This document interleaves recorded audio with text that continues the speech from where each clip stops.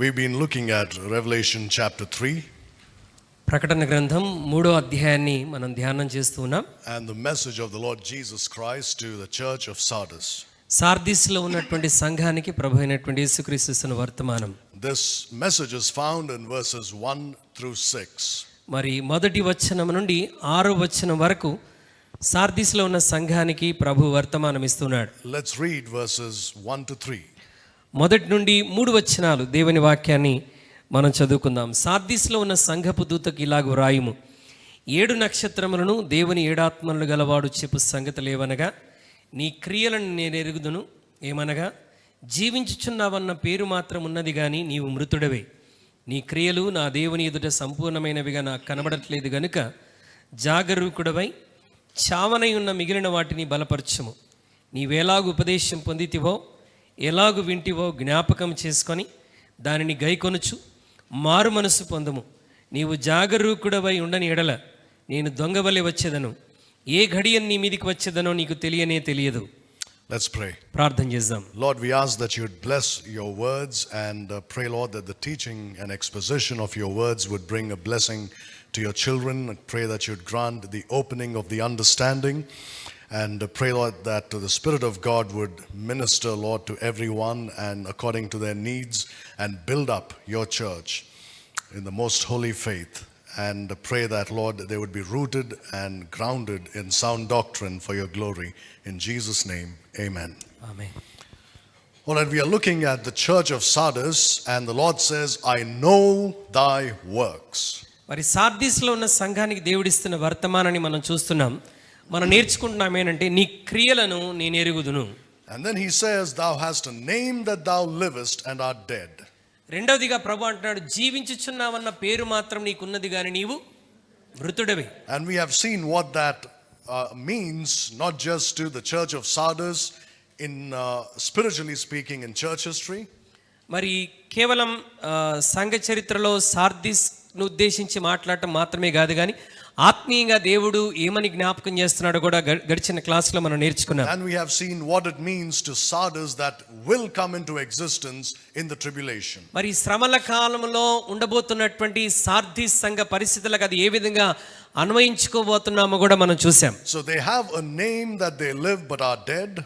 ఈ సంఘానికి జీవించుచున్నామన్న పేరు మాత్రం ఉన్నది కానీ నీవు మృతుడివే అని అంటున్నాడు. So the Lord says, strengthen the things that remain. కనుక చావనై ఉన్న మిగిలిన వాటిని బలపరచుకోమని ప్రభు ఒక హెచ్చరిక చేస్తున్నాడు. Because I have not found your works perfect before God. ఎందుకంటే నీ క్రియలు నా దేవుని ఎదుట సంపూర్ణమైనవిగా నాకు కనబడుటలేదు. Now how are these which are ready to die be strengthened, to be strengthened? మరి చావనై ఉన్న మిగిలిన వాటిని ఏ విధంగా బలపరచుకోవాలి? It says in verse 3, remember therefore how thou hast received and heard. 3వ వచనంలో దానికి జవాబు చెప్తున్నాడు. నీవు ఏ విధముగా మరి నీవు ఉపదేశం పొందావో, ఎలాగ విన్నావో వాటిని జ్ఞాపకం చేసుకోమంటున్నాడు. Go back. వెనకకు వెళ్ళు. You know, it's just like the message the Lord gave to the church of Ephesus. ఎఫెసీలో ఉన్న సంఘానికి ప్రభు మాట్లాడినట్టుగానే ఇక్కడ మాట్లాడుతున్నాడు. Return to your first love, he said to that church. నీవు మారు మనస్సు పొంది నీ మొదటి క్రియలు చేయుము అని ఎఫెసీ సంఘంతో దేవుడు చెప్పాడు. He said to that church, remember from whence thou art fallen. ఆ సంఘముతో ప్రభు ఏమని చెప్పాడంటే, నువ్వు ఏ స్థితిలో నుండి పడితివో జ్ఞాపకం చేసుకోమని చెప్పాడు. So the same thing is said to this church. అదే విధంగా సార్దిస్లో ఉన్న సంఘంతో కూడా ప్రభు మాట్లాడుతున్నాడు. Remember. జ్ఞాపకం చేసుకోమంటున్నాడు. When a born again Christian backslides, తిరిగి జన్మించినటువంటి క్రైస్తవుడు తన ఆత్మీయ జీవితంలో పడిపోయినప్పుడు the first thing he must do is remember. అతను చేయాల్సిన మొట్టమొదటి పని ఏంటంటే ఆయన జ్ఞాపకం తెచ్చుకోవాలి. Remember how when he first came to the Lord, ఆయన మొట్టమొదటిసారిగా ప్రభు రక్షణలోనికి ఏ విధంగా వచ్చాడో జ్ఞాపకం చేసుకోవాలి. how obedient he was to God's word. అతను ఆరంభంలో దేవుని వాక్యానికి ఏ విధంగా విధేయుడిగా ఉన్నాడో జ్ఞాపకం చేసుకోవాలి. And how his heart was filled with love for Jesus Christ. ఆరంభ దినాల్లో అతని హృదయం దేవుని కొరకు ఏ విధంగా అతని హృదయం నింపబడిందో అతను జ్ఞాపకం చేసుకోవాలి. How his heart yearned for fellowship with Christ. అతని హృదయం దేవునితో కూడా సహవాసం కొరకు ఏ విధంగా ఆతురపడిందో జ్ఞాపకం చేసుకోవాలి. These are things which lead to repentance. ఈ వీటన్నిటి విషయంలో వారు జ్ఞాపకం తెచ్చుకొని వారు మారు మనస్సు పొందాలి. So that's what he says to this church as well. సార్దిస్లో ఉన్న సంఘానికి కూడా ప్రభు అలాగే చెప్తున్నాడు. If you are not careful, ఒకవేళ నీవు జాగరూకుడవై ఉండని ఎడల, it says the things which remain will also die. చావనై ఉన్న మిగిలినవి కూడా చనిపోయిన స్థితిలోనికి వచ్చేస్తాయి అంటున్నాడు. Now in verse 3, మూడవ వచనంలో it says, if therefore thou shalt not watch, I will come on thee as a thief. నీవు జాగరూకుడవై ఉండని ఎడల నేను దొంగ వలె వచ్చేదను అని దేవుడు అంటున్నాడు. And thou shalt not know what hour I will come upon thee. ఏ ఘడియ నీ మీదికి వచ్చేదనో నీకు తెలియదు అని అంటున్నాడు. Now what is he talking about here? ప్రభు ఇక్కడ సార్దీస్లో ఉన్న సంఘంతో ఏ విషయాన్ని గురించి మాట్లాడుతున్నాడు? When he says, be watchful, జాగరూకుడవై మెలకువ కలిగి ఉండుమంటే దేని గురించి ప్రభు చెప్తున్నాడు? watch, he says. జాగరూకుడవై కనిపెట్టుకొని ఉండమని చెప్తున్నాడు. What does it mean there? దాని అర్థం ఏంటి? Oh, these pens are not working. పని చేయట్లేదు. That's all right. If thou shalt not watch, నీవు జాగరూకుడవై ఉండని ఎడల, what's he talking about? ఆయన వేటిని గురించి చెప్తున్నాడు? He is talking about the tribulation. ఆయన శ్రమల కాలాన్ని గురించి మాట్లాడుతున్నాడు. Most Christians will immediately, the biggest problem with Christians is this. క్రైస్తవులతో ఉన్నటువంటి పెద్ద సమస్య ఏంటంటే, They take this book దేవుని వాక్యాన్ని పరిశుద్ధ గ్రంథాన్ని తీసుకొని, and everything in it దీనిలో రాయబడిన ప్రతీది కూడా is doctrinally applied to the Christian in the church age. పరిశుద్ధ గ్రంథంలో రాయబడిన ప్రతీది కూడా సిద్ధాంతపరంగా వాళ్ళు దేనికి అన్వయిస్తారంటే సంఘయుగానికి అన్వయిస్తూ ఉంటారు. Everything. ప్రతీది కూడా సంఘానికి అన్వయించి మాట్లాడతారు. Even when they see that there are contradictions, they still go ahead and dump everything on the Christian. కొన్ని సంఘానికి వ్యతిరేక్తమైనటువంటివి కనబడుతున్నా ఇది సంఘాన్ని ఉద్దేశించే రాశాడన్నట్టుగా వారు confuse అయిపోతుంటారు. They take two opposing statements and apply both of them as true for the Christian in the church. రెండు వ్యతిరేకమైనటువంటి మాటలను తీసుకొని అవి సంఘానికి అన్వయించి మాట్లాడడానికి ప్రయత్నం చేస్తూ ఉంటారు. God never commanded you to rightly mix everything. సమస్తాన్ని కలిపేసి ఉంచాలని దేవుడు ఎప్పుడు కూడా సంఘానికి చెప్పలేదండి. The commandment in 2 Timothy 2:15 is to rightly divide the word of truth. 2 Timothy 2:15 సత్యవాక్యమును సరిగా విభజించమని ప్రభు చెప్పాడు. Rightly divide the word of truth. మరి సత్యవాక్యాన్ని సరిగా విభజించాలని దేవుని వాక్యం జ్ఞాపకం చేస్తున్నది. Not mix it together and lump everything together. ఆ రెండింటిని కలిపివేయకూడదు, వ్యతిరేక్తమైనవి రెండు కలిపేసి మాట్లాడకూడదు అంటున్నాడు. But rightly divide it. కానీ సత్యవాక్యాన్ని సరిగా ఎక్కడ విభజించాలో అక్కడ మనం So విభజించగలగాలి. what they do is this. అయితే వీరేం చేస్తున్నారంటే, They take these words, if therefore thou shalt not watch, మరి నీవు జాగరూకుడవై ఉండని ఎడల అన్న మాటను తీసుకొని and apply it to the Christian in the church age. అది సంఘ కాలంలో ఉన్న క్రైస్తవులకు దాన్ని అన్వయించి మాట్లాడుతూ And ఉంటారు. that messes up the whole doctrine of the rapture. అక్కడతోనే మరి సంఘం పైకెత్తబడటం అంటే రాప్చర్ గురించినటువంటి పూర్తి కన్ఫ్యూజన్ అంటే కలవరం అక్కడ వచ్చేస్తుంది. Because the Lord never threatens his bride. దేవుడు ఎప్పుడు కూడా తన వధువుని భయపెట్టేటువంటి వాడు కాదండి. He never threatens her like how he's threatening them here. ఇక్కడ సార్దీస్లో ఉన్నటువంటి సంఘాన్ని భయపెడుతున్నట్టుగా దేవుడు తన వధువు సంఘాన్ని భయపెట్టేటువంటి మాటలు మాట్లాడాడు. If therefore thou shalt not watch, I will come on thee as a thief. నీవు జాగరూకుడవై ఉండని ఎడల నేను దొంగ వలె వచ్చేదను అని ఇక్కడ సార్దీస్ సంఘంతో దేవుడు చెప్తున్నాడు. What's going to happen if he comes as a thief? ఒకవేళ ప్రభు దొంగ వలె వస్తే ఏమి జరగబోతుంది? So they imagine all sorts of things there when they apply it to the church. ఒకవేళ ఈ మాటలు సంఘ కాలానికి అప్లై చేస్తే ఏమి జరగబోతుందో మనం గమనించాలి. So they say, well, if you don't watch, you will be left behind. నీవు జాగరూకుడవై ఉండని ఎడల నువ్వు విడిచిపెట్టబడతావు. So where do they get evidence for that? దానికి ఆధారం ఎక్కడుందండి పరిశుద్ధ గ్రంథంలో? They find it in the book of Hebrews. వారు దానికి ఆధారాన్ని ఎక్కడికి కనుక్కుంటారంటే, ఎక్కడ లింక్ చేస్తారంటే హెబ్రీలకు రాసిన పత్రికలో చూస్తారు. In Hebrews it says, without holiness no man shall see the Lord. హెబ్రీలకు రాసిన పత్రికలో దేవుని వాక్యం అంటుంది, పరిశుద్ధత లేకుండా ఎవడును దేవుని చూడలేడు. So they take such verses and apply it to the rapture of the church. హెబ్రీలకు రాసిన పత్రికలో రాయబడినటువంటి అలాంటి మాటలు తీసుకొని సంఘ కాలానికి అన్వయించి దానికి ర్యాప్చర్ గురించి మాట్లాడుతూ ఉంటారు. So they say, well, if you don't watch, నీవు జాగరూకుడవై ఉండని ఎడల you will not be raptured. నీవు పైకెత్తబడవు అని చెప్తారు. Some Christians have come up with this doctrine కొంతమంది ఈ విధమైన సిద్ధాంతంతో బయటికి వచ్చారు. that some born again Christians will be left behind at the rapture. కొంతమంది ఏమని బోధిస్తున్నారంటే, యేసుక్రీస్తులో తిరిగి జన్మించినటువంటి క్రైస్తవుల్లో కొంతమంది భూమి మీదే విడవబడతారు. and they will go through a part of the tribulation. వారు శ్రమల కాలంలో కొంత భాగం శ్రమలు అనుభవిస్తారు. And after they are punished, then they'll be taken up. శ్రమల కాలంలో శ్రమలు అనుభవించిన తరువాత ఆ క్రైస్తవులు పైకెత్తబడతారని బోధిస్తూ ఉంటారు. This is called the partial rapture theory.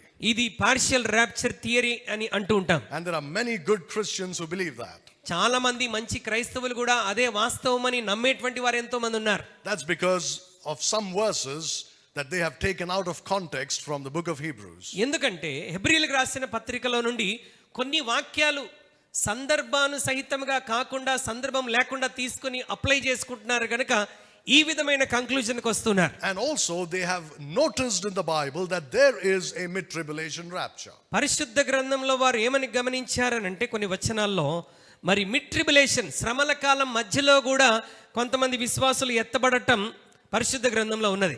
So they think, oh, that's where these left behind Christians will be caught up. కనుక ఆ వాక్యాన్ని ఎలా అప్లై చేసుకుంటారంటే సంఘం పైకెత్తబడినప్పుడు మరి విడవబడినటువంటి మరి సంఘంలో ఉన్నటువంటి బిడ్డలు ఈ శ్రమల గుండా వెళ్ళి అప్పుడు పైకెత్తబడతారని అనుమయించుకుంటారు. You see, it's a total mess. అదంతా కూడా ఒక మెస్ అండి. You know why they are in such a mess?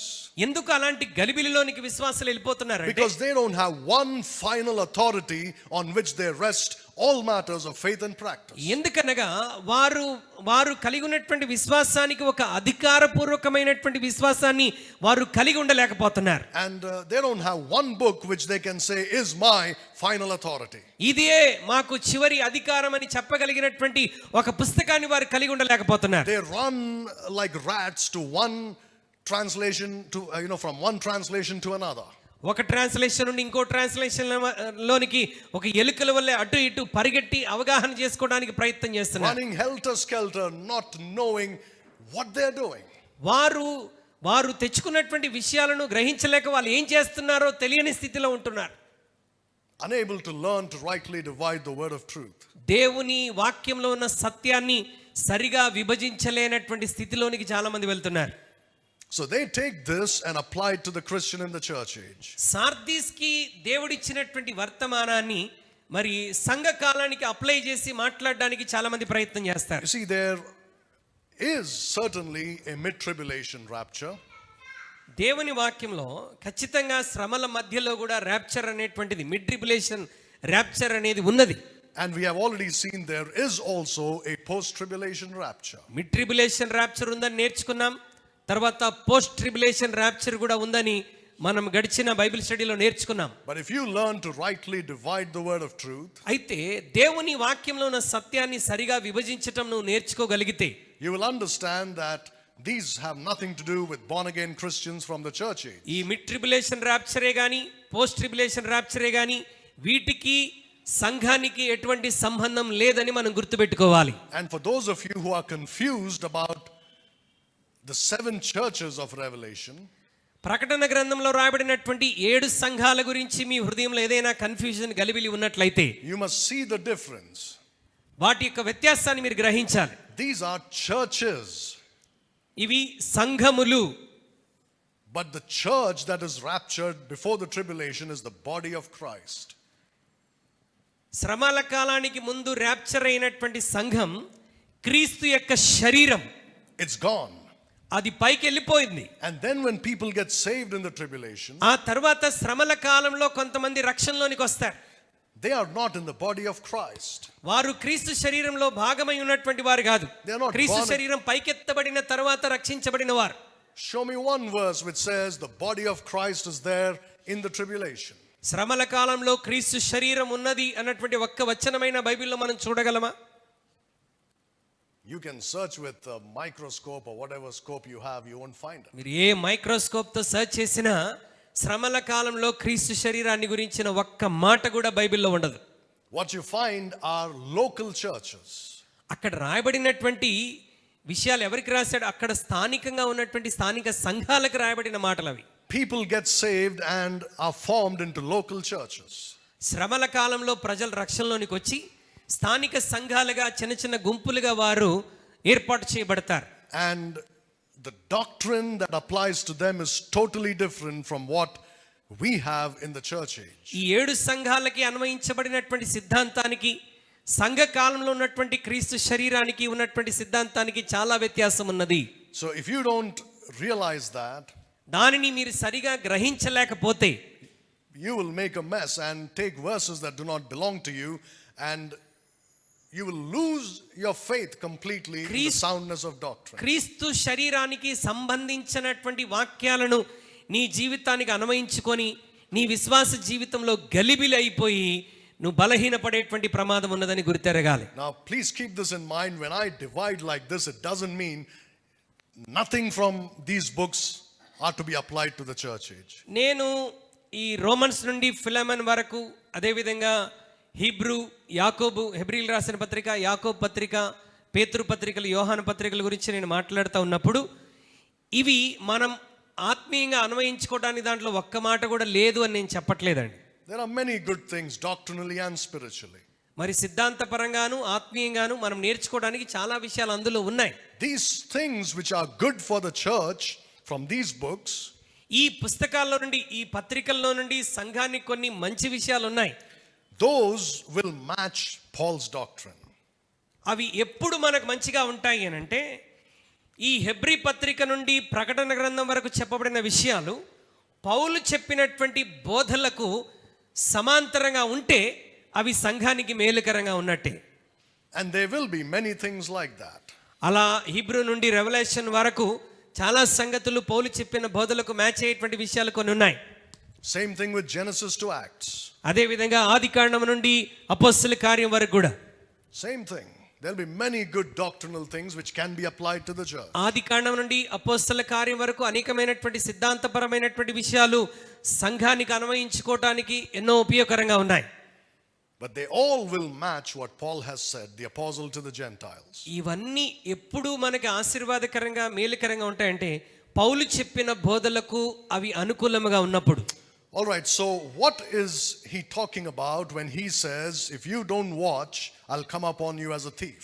నీవు జాగరూకుడవై ఉండని ఎడల నేను దొంగ వలె వచ్చేదను అని ప్రభు ఏ ఉద్దేశంతో చెప్తున్నాడు? Let me show you two verses that match this. దీనికి అనుగుణంగా మ్యాచ్ అయ్యేటువంటి 2 వచనాలు మీకు చూపెడతాను చూడండి. Look at Matthew 25. మత్తయి సువార్త 24లోనికి ఒకసారి రండి. 25. మత్తయి సువార్త 25వ అధ్యాయం. And look at verse 13. మత్తయి 25:13. ఆ దినమైనను గడియైనను మీకు తెలియదు గనుక మీరు మెలకువగా ఉండుడి. Watch therefore. మెలకువగా ఉండుడి, జాగరూకులై ఉండుడి అని అంటున్నాడు. So once again they will take verses like this and say, oh look, it says you do not know the day or the hour, so how can you try to date the rapture? మరి ఇక్కడ ఈ మాట రాయబడింది, ఆ దినమైన గడియని మీకు తెలియదు గనుక మరి ఏ విధంగా నువ్వు ఆ రాకడను గురించి సంఘం పైకెత్తబడ్డాన్ని గురించి అర్థం చేసుకోగలమంటారు. Many Christians live live their entire Christian life in the Gospels. చాలా మంది క్రైస్తవులు వారి క్రైస్తవ జీవితం అంతా కూడా ఈ 4 సువార్తల్లోనే జీవించడానికి ప్రయత్నం చేస్తారు. To be fair to them, of course, they also go to the book of Psalms. Psalms and the Gospels, that's all they know. కీర్తనలు, సువార్తలు, కీర్తనలు, సువార్తలు, ఇంతకు మించి బైబిల్ చదవరు చాలా మంది. So when they read something like this, they don't have any clue about what this is saying. ఇలాంటి మాట ఏదైనా చదివినప్పుడు వారికి ఏ క్లూ ఉండదండి. అసలు ఇది దేని గురించి మాట్లాడాడు, ఎవరి గురించి మాట్లాడని ఆలోచించడానికి కూడా ప్రయత్నం చేయరు. It's in the New Testament, so dump it on the Christian. ఇది క్రొత్త నిబంధనలో రాయబడింది కనుక ఇది ఖచ్చితంగా క్రైస్తవుల కొరకే అని అనుకుంటారు. So they take the parable of the 10 virgins and say, look, 5 will be taken, 5 will be left behind. So 10 మంది కన్యకల గురించినటువంటి ఉపమానం తీసేసుకొని సంఘానికి అన్వయించేసుకొని ఏమంటారు, 5 విడవబడతారు, 5 ఎత్తబడతారు. It's very sad really, I'm not mocking them, but I'm just stating a fact. నేను వారిని అపహాస్యం చేయట్లేదు కానీ సత్యం గ్రహించాలని నేను మాట్లాడుతూ ఉన్నాను. It's a very sad thing when Christians are clueless when they read the Bible. క్రైస్తవుడు దేవుని వాక్యం చదువుతున్నప్పుడు ఒక అవగాహన లేకుండా చదువుతున్నాడు అంటే అది చాలా విచారకరం. They never have a big picture of what the Bible is saying. పరిశుద్ధ గ్రంథమైన బైబిల్ ఏమి చెబుతుందో ఒక ఉన్నతమైనటువంటి ఉద్దేశాన్ని, ఒక ఉన్నతమైన పటాన్ని గ్రహించలేకపోతున్నారు. They get lost in the details. వారు వివరణాత్మకంగా గ్రహించటంలో విఫలమైపోతున్నారు. So he says, watch therefore. To whom is he saying? ఇక్కడ మెలకువగా ఉండుడి అని ఎవరి గురించి చెప్తున్నాడు? He's talking to the Jews. ఆయన యూదులతో మాట్లాడుతున్నాడు. Matthew 24 and 25 clearly, beyond a shadow of a doubt, are talking about the Jews in the tribulation. మత్తయి సువార్త 24-25లో రాయబడినటువంటి సంభవాలన్నీ కూడా ఎటువంటి సందేహం లేకుండా అవన్నీ కేవలం యూదుల కొరకు రాయబడినవని మనం గ్రహించాలి. In the tribulation. శ్రమల కాలంలో. Not now, Jews in the tribulation. ఇప్పుడున్నటువంటి యూదులకు కాదు, శ్రమల కాలంలో ఉన్నటువంటి యూదుల కొరకు మత్తయి 24-25 రెండు అధ్యాయాలు రాయబడినటువంటి. Now, we have already seen how the parable of the 10 virgins could be talking about a mid-tribulation rapture. మరి 10 మంది కన్యకల గురించినటువంటి ఉపమానం మిడ్ ట్రిబులేషన్ ర్యాప్చర్ గురించి మాట్లాడుతుందని మనం ఇంతకు ముందు కూడా ధ్యానం చేశాం. So I won't go into the details again. మరలా ఆ వివరణలోనికి నేను వెళ్ళటానికి ఇష్టపడటం లేదు. But when he says, watch therefore, for you do not know the day or the hour, he's talking about the ఆ mid-tribulation దినమైనను rapture. గడియైనను మీకు తెలియదు గనుక మీరు మెలకువగా ఉండుడి అంటే దేని గురించి చెప్తున్నాడు అంటే మిడ్ ట్రిబులేషన్ గురించి చెప్తున్నాడు. Now let me show you one more verse. మరొక వచనాన్ని చూపించనివ్వండి. Look at Revelation chapter 16. ప్రకటన గ్రంథం 16వ అధ్యాయంలోనికి ఒకసారి రండి. Revelation chapter 16 and look at verse 15. ప్రకటన గ్రంథం 16వ అధ్యాయం 15వ వచనం. హెబ్రీ భాషలో No, chapter 16 and verse 15. Yeah, 16 and 15. Yeah, it's yeah. Oh, you can read. Hebrew భాషలో హర్మగిద్దోనను చోటుకు వారిని పోగు చేశాను. ఇదిగో నేను దొంగవలె వచ్చుచున్నాను. తాను దిగంబరుడిగా సంచరించుచున్నందున జనులు తన దిశములను చూతరేమో అని మెలకువగా ఉండి తన వస్త్రము కాపాడుకొనువాడు ధన్యుడు. Who is he talking about? ఇది ఎవరి గురించి మాట్లాడుతున్నాడు?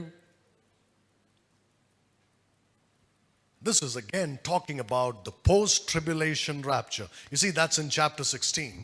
ఇది 16వ అధ్యాయంలో ఉన్నది కనుక నువ్వు గ్రహించాల్సిన విషయం ఏంటంటే ఇది పోస్ట్ ట్రిబులేషన్ ర్యాప్చర్ గురించి మాట్లాడుతున్నాడు. In chapter 13, you have the introduction. Let's begin at chapter 11. In chapter 11 of Revelation, you have the two witnesses. 11వ అధ్యాయం ప్రకటన గ్రంథంలో ఇద్దరు సాక్షుల గురించి వ్రాయబడింది. Right? Moses and Elijah. మోషే మరియు ఏలియాను గురించి. Not Enoch and Elijah. Or హనోకు ఏలియా కాదండి, మోషే మరియు ఏలియా గురించి రాయబడింది. no other combination, only Moses and Elijah. ఇక వేరే ఏ కాంబినేషన్ లేదు, మోషే మరియు ఏలియా. And the Lord says to them, measure the temple, to the angel, to John. మరి యోహానుతో మాట్లాడుతుంటాడు, మరి దూతతో చెప్తూ ఆ మందిరపు కొలతను కొలవండి అంటాడు. And this has been given to the Gentiles to be trodden underfoot for 3.5 years. మరి ఇది అన్ని జనులకు ఇవ్వబడుతుంది. 3.5 సంవత్సరాలు వారి కాలు క్రింద తొక్కటానికి, అనగగొట్టడానికి అది ఇవ్వబడింది. Which 3.5 years? ఏ 3.5 సంవత్సరాలు అండి అది? The first or the second? మొదటి 3.5 సంవత్సరాల, రెండవ 3.5 సంవత్సరాల? The second. రెండవ 3.5 సంవత్సరాలు. Because it is here that the Antichrist will set up the image of abomination in the temple. ఎందుకంటే రెండవ 3.5 సంవత్సరాల్లోనే హేయమైనటువంటి దాన్ని పరిశుద్ధ మందిరంలోనికి క్రీస్తు విరోధి తీసుకొని వచ్చి పెడతాడు. Then in chapter 12 you have Israel fleeing into the wilderness. 12వ అధ్యాయం ప్రకటన గ్రంథంలో ఇశ్రాయేలీయులందరూ కూడా మరి చెదిరిపోయి పారిపోవటాన్ని గురించి మనం చదువుతాం. Again it says that they'll hide in the wilderness for 3.5 years. వారు 3.5 సంవత్సరాలు అరణ్యములో ఎవరికి కనబడకుండా దాక్కుంటారన్నటువంటి విషయాలు అక్కడ రాయబడి ఉన్నాయి. Which 3.5 years? ఏ 3.5 సంవత్సరాలు? The second 3.5 years. మరి రెండవ 3.5 సంవత్సరాలు. Then in chapter 13 you have the rising of the beast from the sea. 13వ అధ్యాయంలో మరలా ఈ మృగము సముద్రంలో నుండి పైకి లేవటం మనం చూస్తాం. And the mark of the beast, which is 666 in verse 18. మృగం యొక్క ముద్ర గురించి మరలా 18వ అధ్యాయంలో రాయబడి ఉంటుంది, 666 గురించి. Chapter 13 verse 18. 13వ అధ్యాయం 18వ వచనం. And it says the beast has power to rule the earth. ఈ క్రూర మృగానికి భూభాగం అంతటిని పరిపాలించగలిగిన అధికారం కలిగి ఉండి. Again it's for 3.5 years. అది కూడా ఎన్ని సంవత్సరాలు? 3.5 సంవత్సరాలు వాడు అధికారం కలిగి ఉంటాడు. Which 3.5 years? ఏ 3.5 సంవత్సరాలు? The second 3.5 అది years. రెండవ 3.5 And సంవత్సరాలు. in chapter 14 మరలా 14వ అధ్యాయం. you have the 144,000 Jewish male virgins on Mount Zion in heaven. 144,000 మంది మరి వివాహమే కానటువంటి పురుషులు మరి సియోను కొండ మీద ఉన్నట్టుగా మనం చూస్తాం In heaven. పరలోకంలో. And towards the end of chapter 14 you have two angels coming with sickles in their hands. 14వ అధ్యాయము మరి చివరి భాగములో మరలా ఇద్దరు దూతలు భూమి మీదకి దిగి రావటం మనం చూస్తాం. What happens there? అక్కడ ఏం జరుగుతుంది? One angel, which is clearly the Lord Jesus Christ, ఒక దూత స్పష్టంగా మనం అర్థం చేసుకోవాల్సింది ఏంటంటే ఆయన ప్రభు అయినటువంటి యేసుక్రీస్తు reaps the harvest of the earth. మరి భూమి యొక్క కోతనంతటిని కోస్తాడు. The second angel comes రెండవ దూత వచ్చి and reaps again the winepress, the wine of the earth, మరి భూమి మీద ఉన్నటువంటి ఆ ద్రాక్ష అంతటిని కూడా ఆయన కోస్తాడు. and casts it into the winepress of God's wrath. మరి దేవుని యొక్క ఉగ్రత అనేటువంటి ఆ పాత్రలో వాటిని వేస్తాడు. Then in chapter 15, మరలా 15వ అధ్యాయంలో you have the scene shifts to heaven. మరి ఇప్పుడు వెంటనే ఆ సీన్ అంతా పరలోకంలోనికి వెళ్ళిపోతుంది. 7 angels come with 7 last plagues in their hands. మరి 7 దూతలు వారి చేతిలో 7 తెగుళ్ళు పట్టుకొని వస్తారు. But you also see that a great number of people from the earth have been taken up to heaven. లెక్కింపజాలనటువంటి అసంఖ్యాకమైనటువంటి ప్రజలు మరి భూమి మీద నుండి పరలోకాన్ని కొనిపోబట్టం చూస్తాం. And then in chapter 16, the 7 plagues of vials are poured out on the earth. మరలా 16వ అధ్యాయంలో ఆ ఉగ్రత పాత్రలో నుండి 7 తెగుళ్ళు భూమి మీద కుమ్మరించబడతాయి. So in chapter 16 and verse 15, the verse that we just read, ఇప్పుడు మనం చదివాం 16వ అధ్యాయం 15వ వచనంలో what is he saying when he says, behold, I come as a thief, blessed is he that watcheth? జనులు ఇక్కడ ఏమని చెప్తున్నాడంటే, ఇదిగో నేను దొంగ వలె వచ్చుచున్నాను కనుక మెలకువగా ఉండుడని దేని గురించి చెప్తున్నాడు? The post-tribulation rapture is already past in chapters 14 and 15. మరి 14-15 అధ్యాయంలోనే పోస్ట్ ట్రిబులేషన్ ర్యాప్చర్ అనేటువంటిది అయిపోయింది. But he's talking about something else now. ఆయన మరొక విషయాన్ని గురించి ఇక్కడ మాట్లాడుతున్నాడని గ్రహించాలి. He comes as a thief at the second advent. ఆయన రెండవ ఆగమనంలో ఎలా వస్తాడంట? దొంగ వలె వస్తాడు. That's what he is talking about, the second advent. అక్కడ ఆయన రెండవ రాకడని గురించి మాట్లాడుతున్నాడు. Look at verse 16 once again. మరొకసారి 16వ వచనం, ఇదిగో Sorry, verse 15, yeah. 15వ వచనం చూద్దాం. హెబ్రీ భాషలో హర్మెగిద్దోనను చోటుకు వారిని పోగు చేశాను. ఇదిగో నేను దొంగ వలె వచ్చుచున్నాను. తాను దిగంబరుడుగా సంచరించుచున్నందున జనులు తన దిశములను చూతురేమో అని మెలకువగా ఉండి తన వస్త్రము కాపాడుకొనువాడు ధన్యుడు. He is talking to people in this period.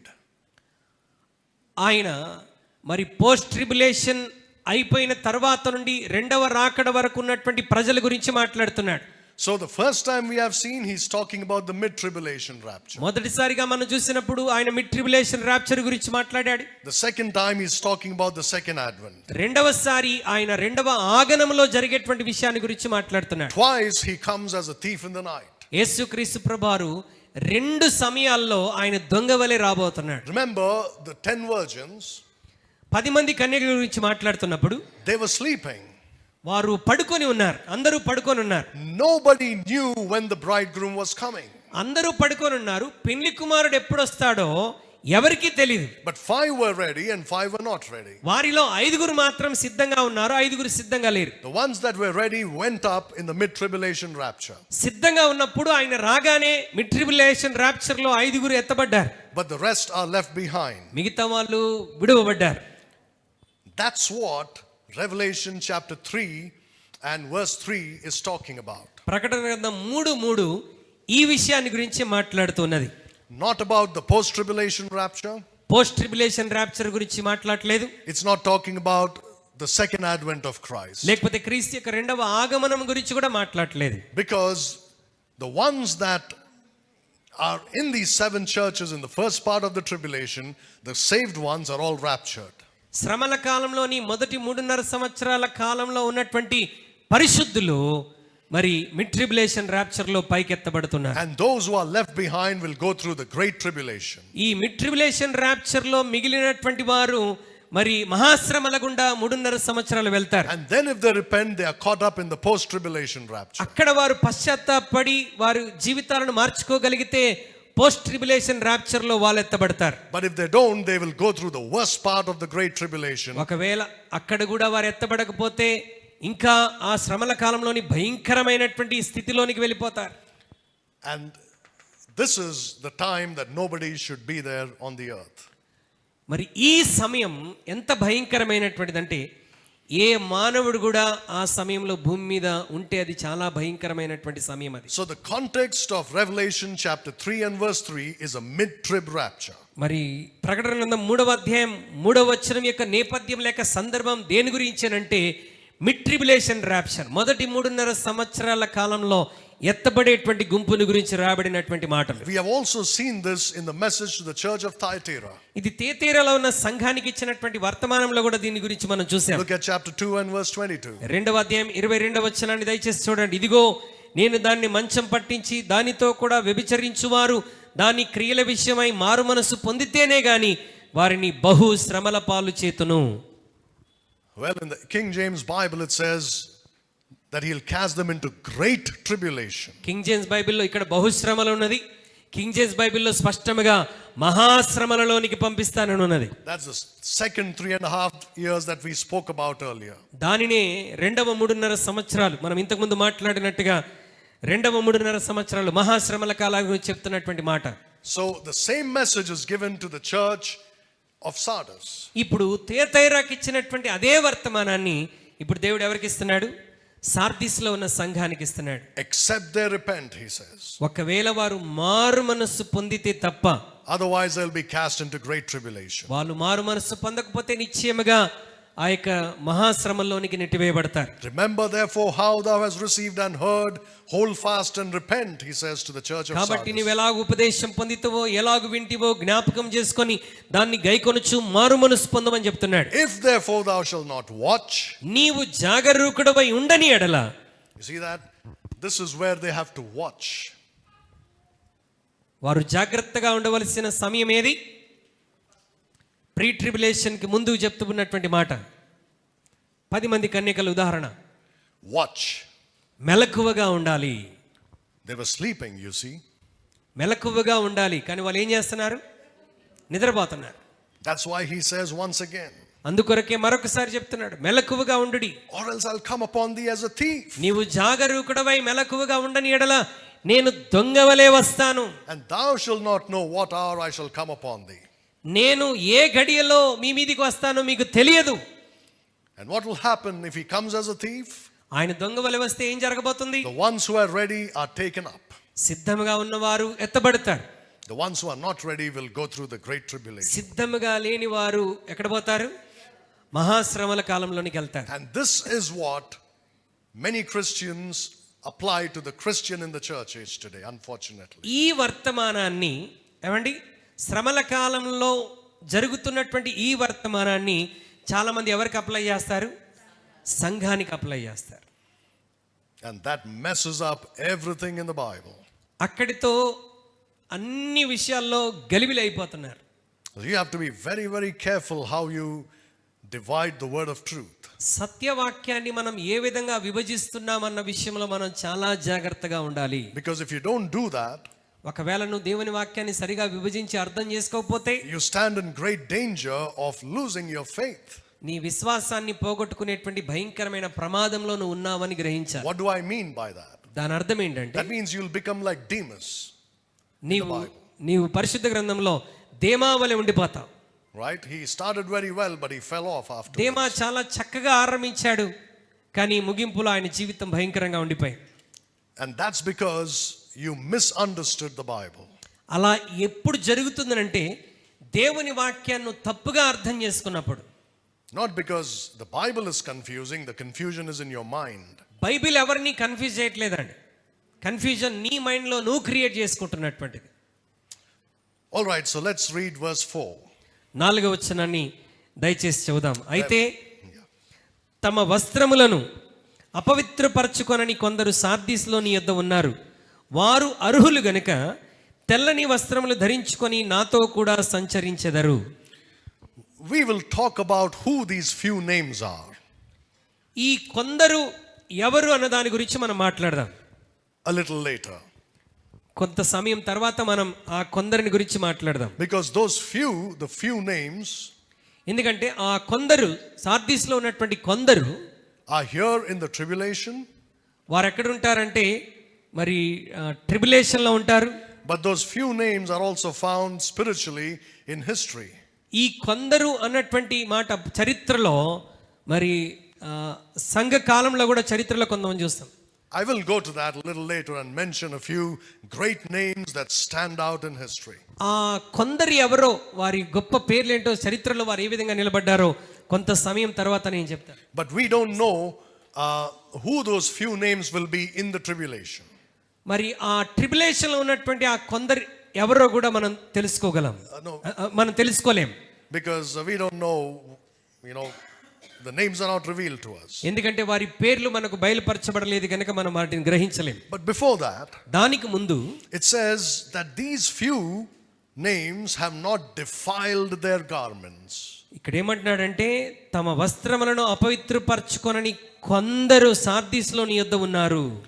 Again, Christians immediately when they read about garments try to apply it to themselves. క్రైస్తవులు ఎప్పుడైతే వస్త్రములు అన్న మాటను వింటారో వెంటనే ఎవరికి అప్లై చేసుకుంటారు? వాళ్ళకి apply చేసేసుకుంటారు. It says they have not defiled their garments. తమ వస్త్రములు అపవిత్రపరచుకొనని కొందరు. And they shall walk with me in white. మరి వారు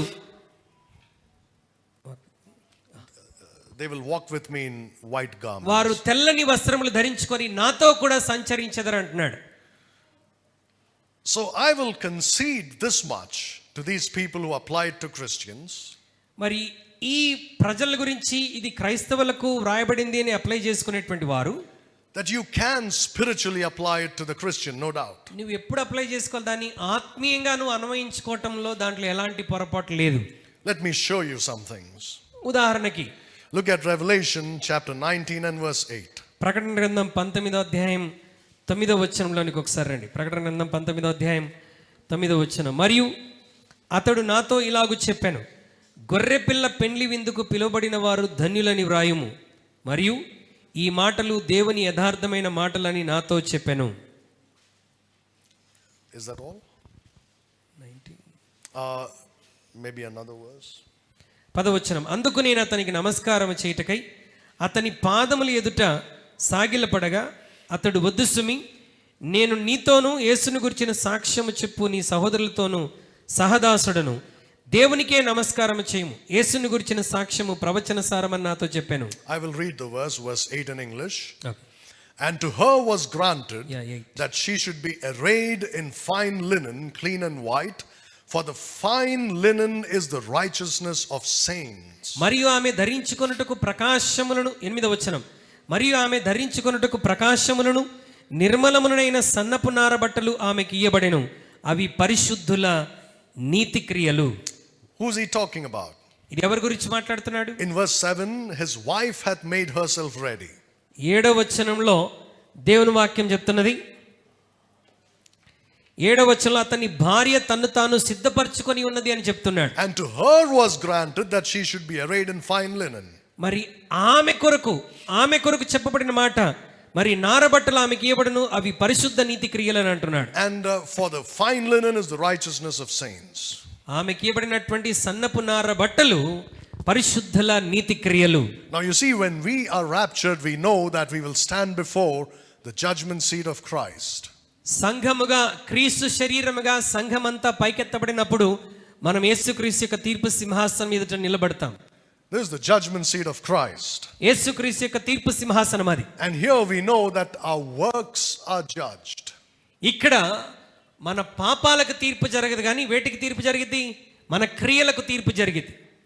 Christians must understand that righteousness is of two types. క్రైస్తవుడు ఒక విషయాన్ని గ్రహించాలి, నీతి అనేటువంటిది రెండు విధాలుగా ఉన్నది.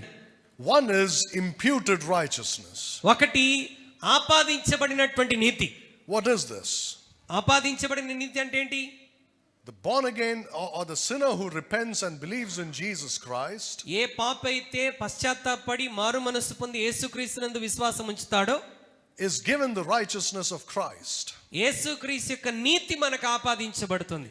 Right? Because we have trusted in the finished work of Christ. యేసుక్రీస్తు ఆయన మన కొరకు సంపూర్ణం చేసిన కార్యమందు విశ్వాసం ఉంచాము గనక యేసుక్రీస్తు యొక్క నీతి ఎవరికి ఆపాదించబడింది? మనకు ఆపాదించబడింది. This is a part of the process of justification. Not process, this is a part of justification. మరి నీతిమంతులుగా తీర్చబడటంలో ఇది ఒక భాగం. You can call it positional righteousness. మనము మరి పొందుకున్నటువంటి సంపాదించుకున్నటువంటి క్రీస్తు ద్వారా పొందుకున్నటువంటి నీతి అది. We have not done anything but trust in his finished work. ఆ నీతిని పొందటానికి మనం ఏ క్రియ చేయలేదు, కేవలం యేసుక్రీస్తు చేసిన కార్యమందు విశ్వాసం ఉంచడం ద్వారా నీతిమంతులుగా తీర్చబడ్డాం. But once we are born again, ఒక్కసారి మనం తిరిగి జన్మించిన తరువాత there must be practical righteousness. మరి ఆచరణాత్మకమైనటువంటి నీతి ఒకటి మనకున్నది. What is that? అదేంటి? What is practical righteousness? ఆచరణాత్మకమైన నీతి అంటే ఏంటి? This comes by the believer's works. ఈ ఆచరణాత్మకమైన నీతి మన జీవితంలో ఎలా వస్తుంది? మనం చేసే క్రియలను బట్టి. ఒకటి, విశ్వాసం ద్వారా నీతిమంతులమయ్యాం. రెండవ భాగం, మనం చేసే క్రియల ద్వారా. So these works which gain practical righteousness in the believer's life, విశ్వాస జీవితంలో ఆచరణాత్మకంగా చేసేటువంటి క్రియల ద్వారా మనం నీతిని పొందుకుంటాం.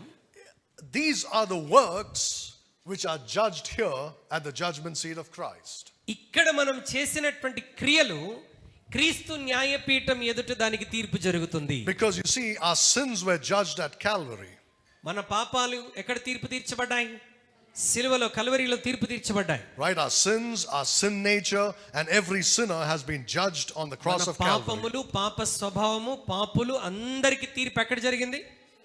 కల్వరి సిలువలో జరిగింది. And we have been given the righteousness of Christ. క్రీస్తుకున్నటువంటి నీతి మనకు ఆపాదించబడింది. But when you go and stand before the judgment seat, అయితే నువ్వు ఒకసారి రాకడలో, అది ర్యాప్చర్లో ఎత్తబడి క్రీస్తు న్యాయపీఠం ఎదుట నిలబడినప్పుడు, and when your works are judged, నీ క్రియలకు తీర్పు జరుగుతున్నప్పుడు, as you read in 1 Corinthians chapter 3, మొదటి కొరింథీ 3వ అధ్యాయంలో మనం చదువుతున్నట్టుగా, right, in 2 Corinthians 5:10 he says we shall all stand before the judgment seat of రెండవ Christ. కొరింథీ 5:10లో మనందరము క్రీస్తు న్యాయపీఠం ఎదుట ఒక దినాన నిలబడవలసి ఉన్నదని And అంటున్నాడు. what happens there is described in 1 Corinthians 3. అక్కడ ఏమి జరుగుతుందో దాని అంతటిని గురించి మొదటి కొరింథీ 3వ అధ్యాయంలో ఆయన వివరించాడు. If your works are as gold and silver and precious stones, నీ యొక్క క్రియలు బంగారము, వెండి, మరి వెలగల రాళ్ల వలె ఉంటే you will be rewarded. నీకు ఖచ్చితంగా బహుమానం లభిస్తుంది. But if your works are as wood and hay and stubble, ఒకవేళ నీ యొక్క క్రియలన్నీ కర్ర, చెక్క వలె ఉన్నట్లయితే they will be burned. అవి కాల్చబడతాయి. Not you being burned, your works will be burned. నీవు కాల్చబడవు, నీ క్రియలు కాల్చబడతాయి. But it says there in 1 Corinthians 3, but he himself shall be saved, but as by fire. మరి అగ్ని చేత తనకు తానే రక్షించుకున్నటువంటి ఒక మాట మనం అక్కడ చదువుతూ ఉంటాం. His works are all burned అతని క్రియలన్నీ కూడా కాల్చబడ్డాయి. because they were not righteous. ఎందుకంటే అవి నీతి క్రియలు కావు గనక అవి కాల్చబడ్డాయి. So you must see the difference between the righteousness that's given by faith and the righteousness that comes by works. విశ్వాసం ద్వారా ఆపాదించబడిన నీతి, క్రియల ద్వారా పొందుకునేటువంటి నీతి, ఈ రెండింటిని మనం గ్రహించాలి. Unless the Christian understands this, క్రైస్తవుడు ఈ వ్యత్యాసాన్ని గ్రహించినంత వరకు he will never appreciate the value of his salvation or of what Christ has accomplished on the cross. అతని రక్షణ యొక్క విలువను గుర్తించలేడు. యేసుక్రీస్తు ప్రభువారి కల్వరి సిలువలో నీ కొరకు ఏమి సాధించాడో అది కూడా నువ్వు గ్రహించలేవు.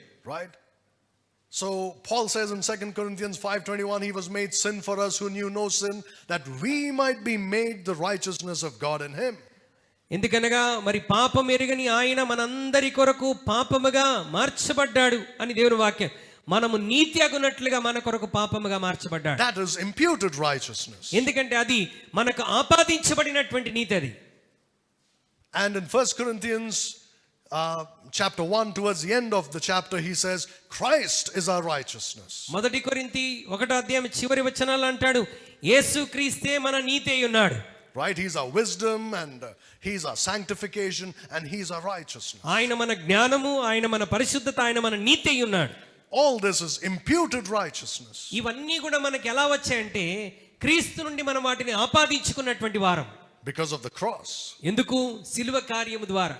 But practical righteousness is what you do after you're saved. కానీ ఆచరణాత్మకమైనటువంటి నీతి మనం ఎలా సంపాదించుకుంటాం?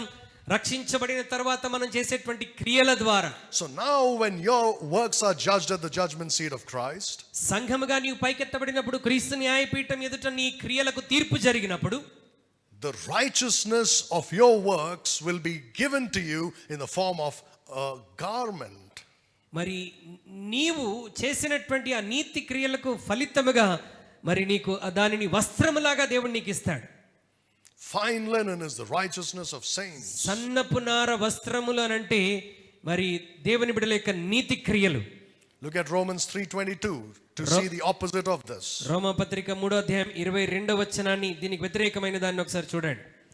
రోమాపత్రిక 3:22 అది యేసుక్రీస్తునందలి విశ్వాస మూలమైనదై నమ్మువారికి అందరికీ కలుగు దేవుని నీతి అయి ఉన్నది. Look at chapter 4 and verse 5. 4:5 పని చేయక భక్తిహీనుని నీతిమంతునిగా తీర్చువాని యందు విశ్వాసముంచువానికి వాని విశ్వాసము నీతిగా ఎంచబడుచున్నది. Your faith is counted for righteousness. నీ విశ్వాసము నీతిగా ఎంచబడుతున్నది. That is one kind of righteousness. అది ఒక విధమైనటువంటి నీతి. A good illustration of this is found in Zechariah chapter 3. దాని గురించినటువంటి అద్భుతమైనటువంటి ఉదాహరణ జకరియా గ్రంథం 3వ మనం చూడగలం. Look at Zechariah chapter 3 and verse 3. Zechariah గ్రంథం 3వ నుంచి చదువుతున్నాను. 3 to 5. 3-5 యెహోషువ మలిన వస్త్రములు ధరించిన వాడై దూత సముఖములో నిలబడి ఉండగా దూత దగ్గర నిలిచి ఉన్న వారిని పిలిచి ఇతని మైల బట్టలు తీసివేయుడని ఆజ్ఞాపించి నేను నీ దోషమును పరిహరించి ప్రశస్తమైన వస్త్రములతో నిన్ను అలంకరించుచున్నాను అని సెలవిచ్చాను. అతని తల మీద తెల్లని పాగ పెట్టించుడని నేను మనవి చేయగా వారు అతని తల మీద తెల్లని పాగా పెట్టి వస్త్రములతో అతన్ని అలంకరించిరి. యెహోవా దూత దగ్గర నిలుచుండెను. Now you see, this is a good illustration of what happens at the cross when a sinner comes by faith. Calvary శిలువ యొద్దకు ఒక పాపి విశ్వాసముతో అతని దగ్గరికి వచ్చినప్పుడు ఏమి జరుగుతుందో ఇదొక చక్కని ఉదాహరణ. You come with soiled garments. నీవు మైల బట్టలతో వస్తున్నావు. Garments stained with sin. మరి పాపముతో మైలపడినటువంటి వస్త్రములు. Every sin of your life. నీ జీవితంలో నువ్వు చేసిన ప్రతి పాపానికి మైలబడిపోయావు. That is taken away at the cross. Calvary శిలువ దగ్గర అది తొలగించబడి You're given a clean garment to wear. ప్రశస్తమైనటువంటి వస్త్రములు నీకు ఇవ్వబడ్డాయి. That is the righteousness of Christ which covers you. అది క్రీస్తు యొక్క నీతి నిన్ను కప్పివేయటానికి సాదృశ్యంగా ఉన్న విషయం. We are saved by God's righteousness being imputed to us by faith in Jesus Christ. యేసుక్రీస్తునందు విశ్వాసం ఉంచటం ద్వారా దేవుని నీతి మనందరికీ ఆపాదించబడి మనం రక్షించబడ్డాం. But again, let me tell you, once you're saved, your works determine your reward in the future. ఒక్కసారి నువ్వు రక్షించబడిన తరువాత నీ బహుమానాలు పొందుకోవటానికి నువ్వు చేసేటువంటి నీతి క్రియల మీద ఆధారపడి ఉన్నది. Your good works, when I say good works, it's not giving money to the poor. We're not talking about that. We're talking about living a holy life. మంచి క్రియలు అని అంటే పేదవాడికి సహాయం చేయటం, ఆకలితో ఉన్నాడు అన్నం పెట్టడం కాదు. పరిశుద్ధమైన జీవితం. When your works are righteous and holy before God, నీ క్రియలు దేవుని ఎదుట పరిశుద్ధమైనవిగా నీతిగా ఉన్నప్పుడు that is counted as righteousness, practical righteousness. అది ఆచరణాత్మకమైన నీతిగా నీ జీవితంలో ఎంచబడుతుంది. And that is again given to you in the form of a robe. అది నీకు ఒక వస్త్రం రూపంలో తిరిగి నీకు బిరుదుగా ఇవ్వబడుతుంది. Now imagine this. ఒకసారి ఇలా ఊహించండి. You're standing here at the judgment seat of Christ. నీవు పైకెత్తబడిన తర్వాత క్రీస్తు న్యాయపీఠం ఎదుట నిలబడ్డావు. And all those whose works are as wood, hay and stubble. మరి కర్ర కొయ్యకాలు వంటి క్రియలు కలిగినటువంటి వారు, their works are burned. వారి క్రియలన్నీ కూడా కాల్చబడ్డాయి. But some Christians' works are as gold and silver and precious కొంతమంది stones. క్రైస్తవుల యొక్క క్రియలు బంగారము, వెండి, వెలగల రాళ్ల వలె ఉన్నటువంటి క్రియలు. Theirs also are tried by fire, but they remain. అవి కూడా అగ్ని చేత పరీక్షించబడి నిలబడ్డాయి. When these people's works remain, they are given a robe of righteousness to wear. ఎప్పుడైతే అగ్ని పరీక్షకు గురై వారి క్రియలు నిలబడ్డాయో వారికి ప్రశస్తమైనటువంటి వస్త్రములు ఇవ్వబడ్డాయి. But what about those whose works are burned? అయితే ఎవరి క్రియలైతే అగ్ని పరీక్షకు నిలవబడకుండా కాల్చబడ్డాయో మరి వారి పరిస్థితి ఏంటి? Now, what Jesus said in Revelation chapter 3 doesn't apply to the church, praise God. ప్రకటన గ్రంథం 3వ ప్రభు చెప్పినటువంటి ఆ తీర్పు మరి క్రీస్తు శరీరానికి సంఘానికి ఎక్కడ అప్లై అవ్వదు. దాన్ని బట్టి దేవునికి స్తోత్రం. And what he said in chapter 16 and verse 15 doesn't apply to the church, praise God. ప్రకటన 16-15లో చెప్పబడిన మాట కూడా సంఘానికి వర్తించదు. Let's read chapter 16 verse 15 once again. మరొకసారి ప్రకటన గ్రంథం 16వ అధ్యాయం 15వ వచనాన్ని మరలా మనం చదివి అర్థం చేసుకుందాం. హెబ్రీ భాషలో హర్మెగిద్దోను చోటుకు వారిని పోగు చేశాను. ఇదిగో నేను దొంగవలె వచ్చుచున్నాను. తాను దిగంబరుడుగా సంచరించుచున్నందున జనులు తన దిశమలను చూతురేమో అని మెలకువగా ఉండి తన వస్త్రము కాపాడుకొనువాడు ధన్యుడు. I don't know if here this is the same case with born again Christians. బహుశా మరి ఇక్కడ కూడా తిరిగి జన్మించినటువంటి విశ్వాసుల పరిస్థితి అదే విధంగా ఉంటదేమో నాకు తెలియదు కానీ If that is the case, many will be found naked.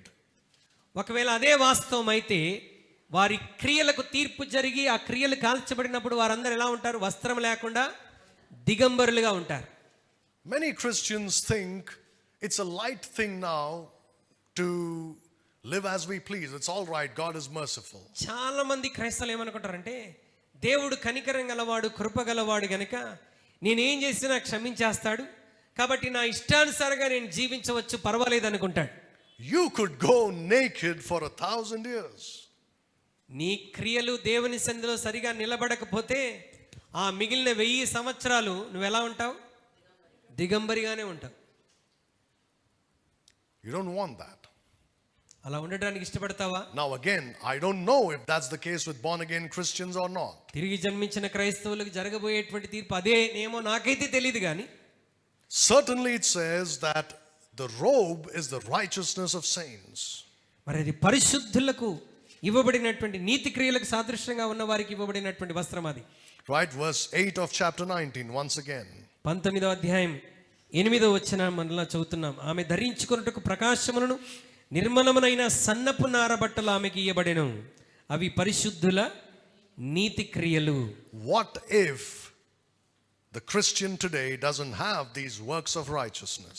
ఒకవేళ నేటి దినాల్లో జీవిస్తున్నటువంటి క్రైస్తవులకు ఈ పరిశుద్ధ క్రియలు, నీతి క్రియలు లేకపోతే వారి పరిస్థితి ఏంటి? I leave it to your imagination. అది మీరు ఊహించుకోవటానికి నేను వదిలేస్తున్నాను. But కానీ when it comes to the tribulation, శ్రమల కాలానికి వస్తే we have a very clear understanding. మనకు ఒక స్పష్టమైన అవగాహన ఇక్కడ లభిస్తుంది. Look at Revelation chapter 6 and verse 11. ప్రకటన గ్రంథం 6వ అధ్యాయం 11లోనికి ఒకసారి రండి. తెల్లని వస్త్రం వారిలో ప్రతివానికి ఇయ్యబడెను, మరియు వారి వలనే చంపబడుబో వారి సహదాసుల యొక్కయు సహోదరుల యొక్కయు లెక్క పూర్తి వరకు ఇంకా కొంచెం కాలము విశ్రమింపవలనని వారితో చెప్పబడెను. Now look at this. White robes were given unto them. ఈ తెల్లని వస్త్రం వారికి ఇవ్వబడిన మాటని గమనించండి. Who are these people under the altar at the opening of the 5th seal? ఈ 5వ ముద్ర విప్పబడినప్పుడు కనబడిన బలిపీఠం దగ్గర కనబడినటువంటి ఈ వ్యక్తులు ఎవరు? These are martyrs who died for Christ in the first half of the tribulation. వీళ్ళు ఎవరు అంటే శ్రమల కాలంలో మొదటి 3.5 సంవత్సరాల్లో క్రీస్తు కొరకు హతసాక్షులైనటువంటి వారు. The 5th seal is opened around this time in the middle of the tribulation. 5వ ముద్ర ఎప్పుడు విప్పబడుతుంది అంటే ఈ శ్రమల కాలం మధ్యలో విప్పబడుతుంది. And these souls are said to wait and they are given robes to wear. మరి ఇక్కడ దేవుని వాక్యం చాలా స్పష్టంగా చెప్తున్నది, మరి వారికి ఈ యొక్క వస్త్రములు ఇవ్వబడినట్టుగా మనం ఇక్కడ చూస్తున్నాం. Why are those robes given to them? ఎందుకు వారికి ఈ వస్త్రములు, తెల్లని వస్త్రములు ఇవ్వబడ్డాయి? Because they are martyrs for Christ in the first half of the tribulation. ఎందుకంటే వారు మొదటి 3.5 సంవత్సరాల శ్రమల కాలంలో వారు క్రీస్తు కొరకు హతసాక్షులయ్యారు. That means their works were good. అంటే వారి క్రియలు అద్భుతంగా ఉన్నాయి, అందుకు వారికి ఈ వస్త్రములు ఇవ్వబడ్డాయి. You must clearly see the difference between the Christian in the church age and the saint in the tribulation. సంఘ కాలంలో ఉన్నటువంటి క్రైస్తవుడికి శ్రమల కాలంలో ఉన్నటువంటి పరిశుద్ధుడికి ఉన్నటువంటి వ్యత్యాసాన్ని మనం అర్థం చేసుకోవాలి. Let's go to Revelation chapter 7 and verse 9. ప్రకటన గ్రంథం 7వ అధ్యాయం 9వ వచనంలోనికి ఒకసారి రండి. అటు తరువాత నేను చూడగా ఇదిగో ప్రతి జనములో నుండి, ప్రతి వంశంలో నుండి, ప్రజల్లో నుండి, ఆయా భాషలు మాట్లాడు వారిలో నుండి వచ్చి ఎవడును లెక్కింపజాలని ఒక గొప్ప సమూహము కనబడెను. వారు తెల్లని వస్త్రములు ధరించుకున్న వారై ఖర్జూరపు మంటలు చేత పట్టుకొని సింహాసనం ఎదుటను గొర్రెపిల్ల ఎదుటను నిలబడి. You see, once again there is a great group who are clothed with white robes. ఎవడును లెక్కింపజాలని గొప్ప సమూహము తెల్లని వస్త్రములు ధరించుకొని కనబడుతున్నారు. Who are these people? ఎవరండి వీళ్ళు? Look at verses 13 and 14. 13, 14 వచనాలు ఒకసారి చూడండి. పెద్దల్లో ఒకడు తెల్లని వస్త్రములు ధరించుకుని ఉన్న వీరెవరు, ఎక్కడ నుండి వచ్చిరని నన్ను అడిగాను. అందుకు నేను, అయ్యా నీకే తెలియననగా అతడు ఇలాగు నాతో చెప్పాను, వీరు మహాశ్రమల నుండి వచ్చిన వారు. గొర్రెపిల్ల రక్తంలో తమ వస్త్రములను ఉదుక్కుని వాటిని తెలుపు చేసుకొనిరి. That's not you and me. అర్థమైందా? నీ గురించి నా గురించి రాయబడలేదు. ఎవరి గురించి చెప్తున్నాడు? మహాశ్రమల్లో నుండి వచ్చినటువంటి వారు. And you know why else it's not you and me? ఎందుకు నీవు నేను కాదని గ్రహించాలి? It says, firstly, of course, you're right, they have come out of great tribulation. వారు మహాశ్రమంలో నుండి వచ్చారు గనక మనం కాదని గ్రహించాలి. Secondly, రెండవది, they washed their robes and made them white in the blood of the Lamb. వారు వారి వస్త్రములు గొర్రెపిల్ల రక్తంలో తమ వస్త్రములను ఉదుక్కుని వాటిని తెలుపు చేసుకొనిరి. How many of you here have washed your robes in the blood of the Lamb? మనలో ఎంతమంది మరి యేసుక్రీస్తు గొర్రెపిల్ల రక్తంలో మన వస్త్రములు తెల్లగా ఉదుక్కున్నాం? Can I see your hands? It all depends on my tone, how I ask you. If I ask in a critical way, nobody will raise their hands.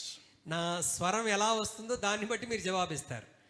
కొంచెం క్రిటికల్గా జవాబు నేను అడిగితే మీ చేతులు పైకి లేవవు. But if I ask softly, everybody's hand will go up. సున్నితంగా అడిగాను, ఎంతమంది మీలో యేసుక్రీస్తు రక్తంలో మీ వస్త్రాలు ఉతుక్కున్నారంటే అందరు చేతులు ఎత్తుతారు. If your clothes are washed in the blood of the Lamb, నీ వస్త్రములు గొర్రెపిల్ల రక్తంలో ఉతుక్కున్నట్లయితే, I'm sorry to tell you that you are not going to heaven. మీరు ఉతుక్కున్న వారైతే మీరే మీ వస్త్రములను గొర్రెపిల్ల రక్తంలో ఉతుక్కున్నట్లయితే మీరు పరలోకం చేరరు. All right? And that's the truth. అది సత్యం. Nowhere does the Bible tell you in the church age to wash your clothes. సంఘ కాలంలో బైబిల్ ఎక్కడ చెప్పట్లేదు నీ వస్త్రములను ఉదుక్కోవాలని. Nothing will come out of washing your clothes. మన వస్త్రములు ఉదుక్కోవటం ద్వారా వచ్చేటువంటి ఫలితం ఏమీ లేదండి. You'd rather send it to a good launderer. మరి నీ ఉతుక్కోవటం కంటే ఎవరైనా మంచి చాకలి వాడికి పంపించడం మంచిది. What is washed of the sinner in the church age? సంఘకాలంలో మరి పాపి కడగబడినటువంటి స్థితి ఏంటి? His sins are washed away, అతని పాపాలు కడగబడ్డాయి. and he himself is washed in the blood of the Lamb. పాపాలు కడగబడ్డాయి, పాపి యేసుక్రీస్తు రక్తంలో కడగబడ్డాడు. Not your clothes. అంతేనా? మనము కడగబడ్డామా, మన వస్త్రాలు కడగబడ్డాయా? That's right. But in the tribulation, కానీ శ్రమల కాలంలో why are their robes washed in the blood? వారి వస్త్రాలు ఎందుకు గొర్రెపిల్ల రక్తంలో వారు ఉదుక్కున్నారు? Because I've been telling you, I've said this more than 100 times maybe, ఇప్పటికే దాదాపు 100 సార్ల కంటే ఎక్కువగా మీతో చెప్పుంటాను. that salvation in the tribulation, శ్రమల కాలంలో రక్షణ ఎలా వస్తుంది?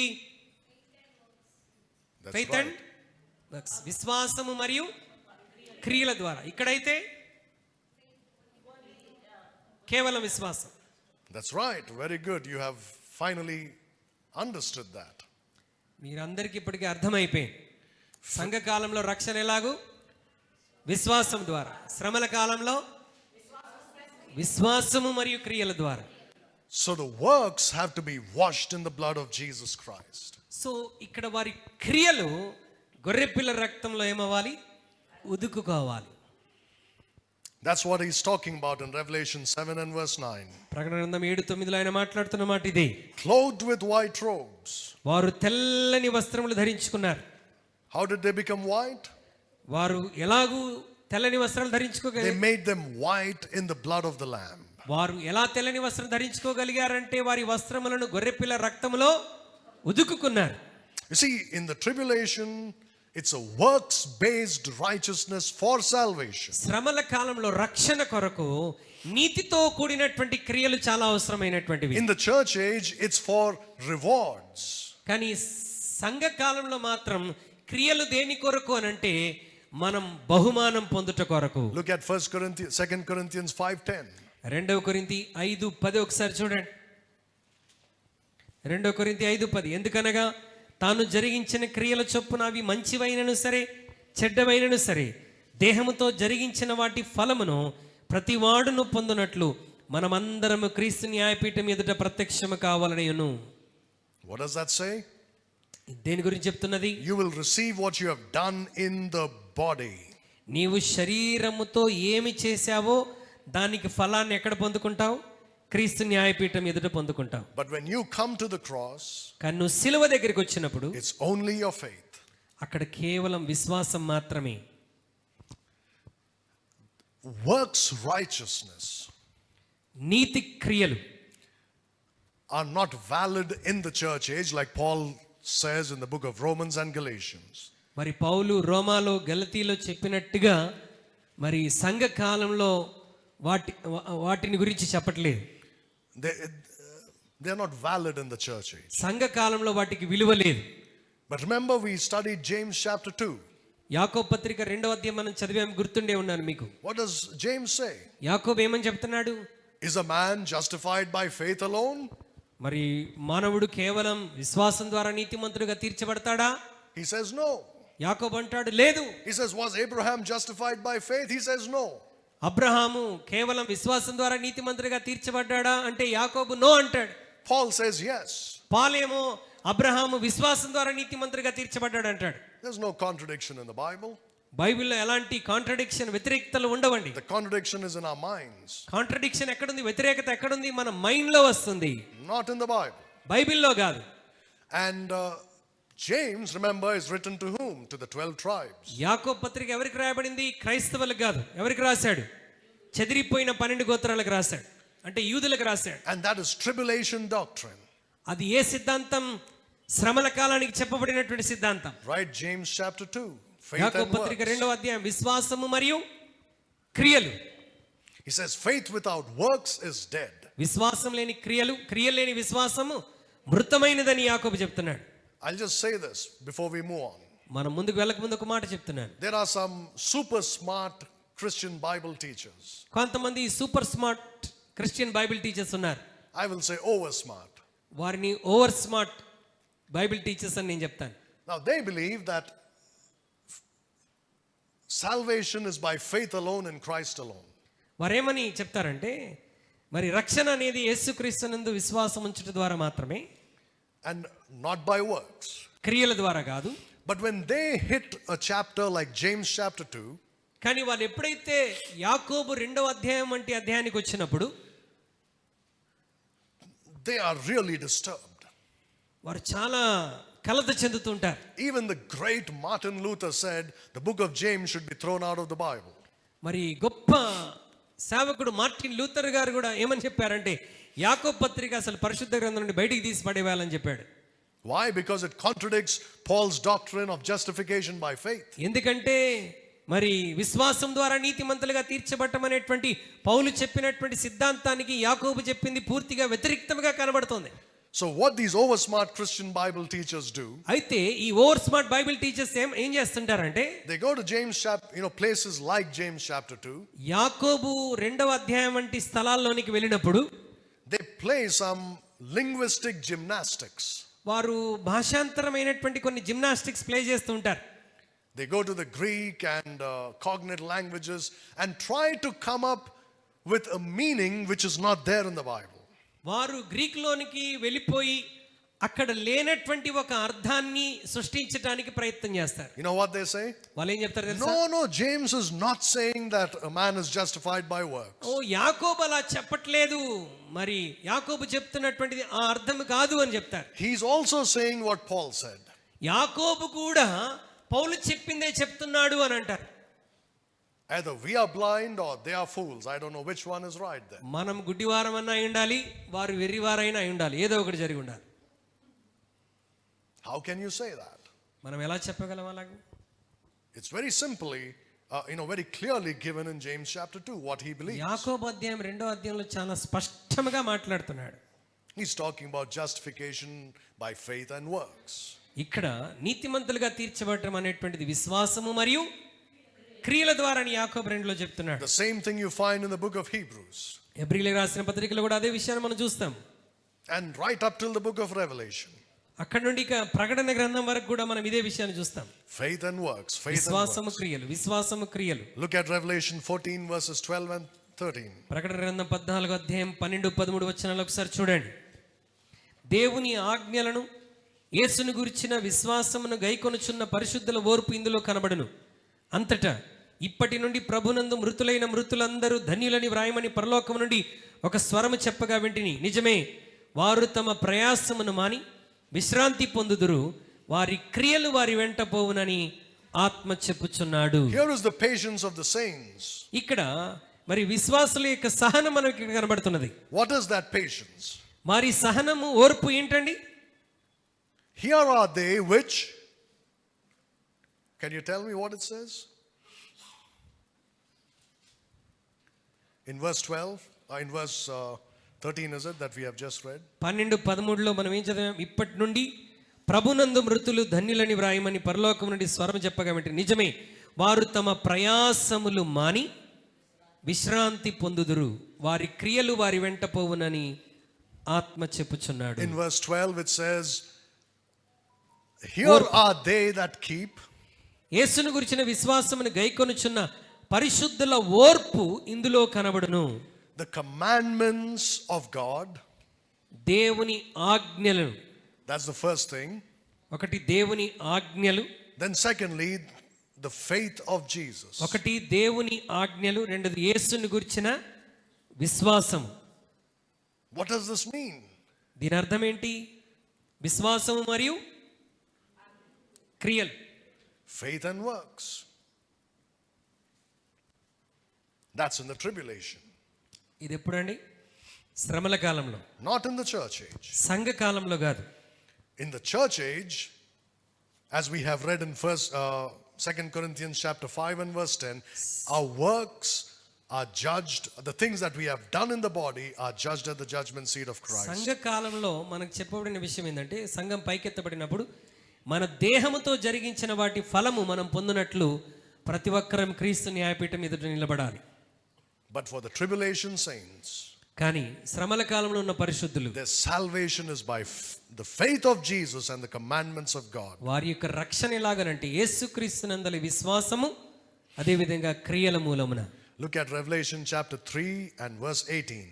ప్రకటన గ్రంథం 3:18 దయచేసి చూడండి. ప్రకటన గ్రంథం 3:18, నీవు ధనవృద్ధి చేసుకున్నట్లు అగ్నిలో పుటం వేయబడిన బంగారమును నీ దిశమల సిగ్గు కనబడకుండానట్లు ధరించుకున్నటకు తెల్లని వస్త్రములను నీకు దృష్టి కలుగునట్లు నీ కన్నులకు కాటుకొను, నా యొద్ద కొనుమని నీకు బుద్ధి చెప్పుచున్నాను.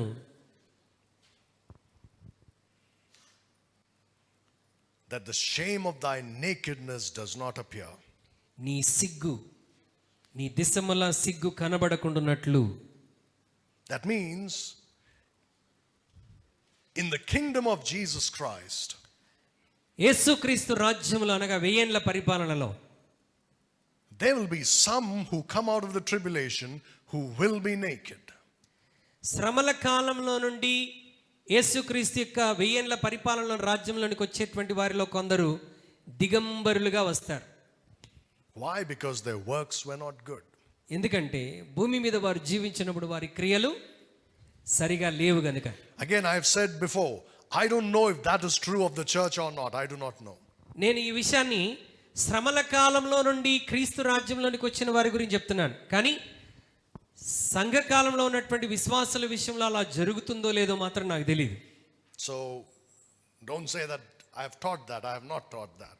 మరి కిరణ్ పాస్టర్ గారు ఇలా చెప్పారు, సంఘకాలం నుండి మరి 1000 ఏళ్ల పరిపాలనలోకి వచ్చినటువంటి వారిలో క్రియలు సరిగా లేని వారు దిగంబరులుగా ఉంటారని పాస్టర్ గారు చెప్పారని చెప్పొద్దు. Because I don't know. నాకు Honestly. తెలియదు. నేను ఎవరి గురించి చెప్పాను? శ్రమల కాలంలో నుండి క్రియలకు తీర్పు జరిగి అక్కడికి వచ్చినటువంటి వారు దిగంబరులుగా ఉంటారని చెప్పాను. You see, Israel tried to get this works-based righteousness and they had failed to achieve it. క్రియల మూలముగా పొందవలసినటువంటి నీతిని గురించి ఇశ్రాయేలులు ప్రయత్నించి వారు విఫలులయ్యారు. Look at Romans chapter 9 and verse 31. రోమాపత్రిక 9:31లోనికి ఒకసారి రండి. రోమాపత్రిక 9వ అధ్యాయం 31వ వచనం నేను చదువుతున్నా. అట్లయితే మనం ఏమందుము? నీతిని వెంటాడని అన్యజనులు నీతిని అనగా విశ్వాసమూలమైన నీతిని పొందిరి. అయితే ఇశ్రాయేలు నీతి కారణమైన నియమమును వెంటాడినను ఆ నియమము అందుకొనలేదు. But in the tribulation, కానీ శ్రమల కాలంలో what's going to happen is, along with the law of righteousness, they have to put their faith in Jesus Christ. మరి మరి విశ్వాసమూలమైన నీతి కొరకు వారు క్రియలు కూడా చేయవలసి ఉన్నది శ్రమల కాలంలో. What I'm saying is that it says in this verse ఈ వచనంలో చెప్పబడినట్టుగా that Israel followed after the law of righteousness. ఇశ్రాయేలులు నీతి కారణమైన నియమమును వెంటాడిరి గాని, That means there is righteousness by keeping the law. అంటే ధర్మశాస్త్రాన్ని దేవుని ఆజ్ఞలను అనుసరించుట ద్వారా కూడా నీతిని పొందగలుగుతున్నారు. But the problem is they could not keep the law. That was the problem. అయితే సమస్య ఏంటంటే దేవుని ఆజ్ఞలను వెంటాట ద్వారా నీతిని పొందగలరు, కానీ వారు దేవుని ఆజ్ఞలను అనుసరించలేదు. That's why Jesus came. అందుకొరకే యేసుక్రీస్తు భూమి మీదకి రావాల్సి వచ్చింది. And now if the Jews put their faith in Christ without works, they'll be saved. ఇప్పుడు యూదులు క్రియలు లేకుండా యేసుక్రీస్తునందు విశ్వాసం ఉంచడం ద్వారా ఇప్పుడు వారు రక్షణ పొందగలరు. But when they reject that, కానీ వారు తృణీకరిస్తే in the tribulation, శ్రమల కాలంలో God says you have to keep the commandments of Moses. దేవుడు ఏమంటాడంటే మోషే ఇచ్చిన ఆజ్ఞలు మీరు తప్పకుండా నెరవేర్చాలి.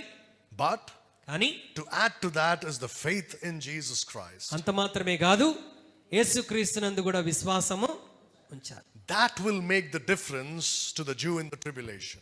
మరి అది ఇప్పుడున్న యూదులకి శ్రమల కాలంలో యూదులకి వ్యత్యాసాన్ని కనబరుస్తుంది. Because in the past they could not keep the law. ఎందుకంటే గతంలో వారు దేవుని ఆజ్ఞలు నెరవేర్చలేకపోయారు. But in the tribulation they are given the power through Jesus Christ to do that. శ్రమల కాలంలో యేసుక్రీస్తు ద్వారా మరి వారు 10 ఆజ్ఞలు నెరవేర్చడానికి శక్తి ఇవ్వబడుతుంది. They didn't have that before. వారికి ఇంతకు ముందు ఆ శక్తి ఆ బలము లేదు. So there is righteousness in the law. Look at chapter 10 of Romans verse 5. కనుక ధర్మశాస్త్రం వలనైనటువంటి నీతి ఉన్నది. రోమాపత్రిక Chapter 10 and verse 5. 10వ అధ్యాయం 5వ వచనాన్ని చదువుతున్నాను. ధర్మశాస్త్ర మూలమగు నీతిని నెరవేర్చువాడు దాని వలననే జీవించునని మోషే వ్రాయిచున్నాడు. So there is righteousness which is of the law. So ధర్మశాస్త్రం వలనైనటువంటి నీతి కూడా ఉన్నదండి. But they cannot keep it without Jesus Christ. కానీ యూదులు యేసుక్రీస్తు సహాయం లేకుండా దాన్ని నెరవేర్చలేరు. I'll tell you one more thing. మరొక విషయాన్ని చెప్తున్నాను. What does it mean to live a holy life today? ఈ రోజు పరిశుద్ధమైన జీవితం జీవించడం అంటే అర్థం ఏంటి? Okay, before I answer that, let's go back to this imputed righteousness and works righteousness. దానికి ముందుగా మరొకసారి ఇక్కడికి వెళ్దాం. ఆపాదించబడిన నీతి, క్రియల ద్వారా పొందుకునేటువంటి నీతి. Right, the righteousness of Christ is given to us. యేసుక్రీస్తు యొక్క నీతి మనకు ఆపాదించబడింది. So we are righteous. కాబట్టి మనం ఇక మీదట ఎవరం? నీతిమంతులం. But what is this practical righteousness? మరి ఈ ఆచరణాత్మకమైనటువంటి నీతి ఏంటి? Right, we have already said it means to live a holy life. మనం ఇంతకుముందు చెప్పుకున్నట్టుగానే పరిశుద్ధమైన జీవితం జీవించడం అని చెప్పుకున్నాం. What does it mean to live a holy life? పరిశుద్ధమైన జీవితం అంటే ఏంటి? Christians have a very narrow view of that. పరిశుద్ధమైన జీవితం అంటే క్రైస్తవులు చాలా సంకుచితమైన అవగాహన కలిగి ఉన్నారు. They think I don't smoke, I don't drink, so I'm holy. నేను సిగరెట్ తాగట్లేదు, మందు తాగట్లేదు కాబట్టి నేను పరిశుద్ధుడిని అనుకుంటాను. I don't watch movies, I don't go to these evil places, so I'm holy. నేను సినిమాలు చూడను, ఈ చెడు స్థలాల్లోనికి వెళ్ళను కాబట్టి నేను పరిశుద్ధుడిని అనుకుంటారు. All that is good, don't do those things. అవన్నీ మంచివే, అవి మనం చేయకూడదు. But that's not what constitutes the holiness of a believer. అయితే ఒక విశ్వాసి యొక్క నీతి లేక పరిశుద్ధత ఆ విషయాల మీదనే ఆధారపడి లేదండి. What the Holy Spirit does పరిశుద్ధాత్ముడు ఏం చేస్తాడనంటే is that he fulfills the righteousness of the law in the believer. ప్రతి విశ్వాసి జీవితంలో ధర్మశాస్త్ర మూలమైనటువంటి నీతిని పరిశుద్ధాత్ముడు మనలో నెరవేరుస్తాడు.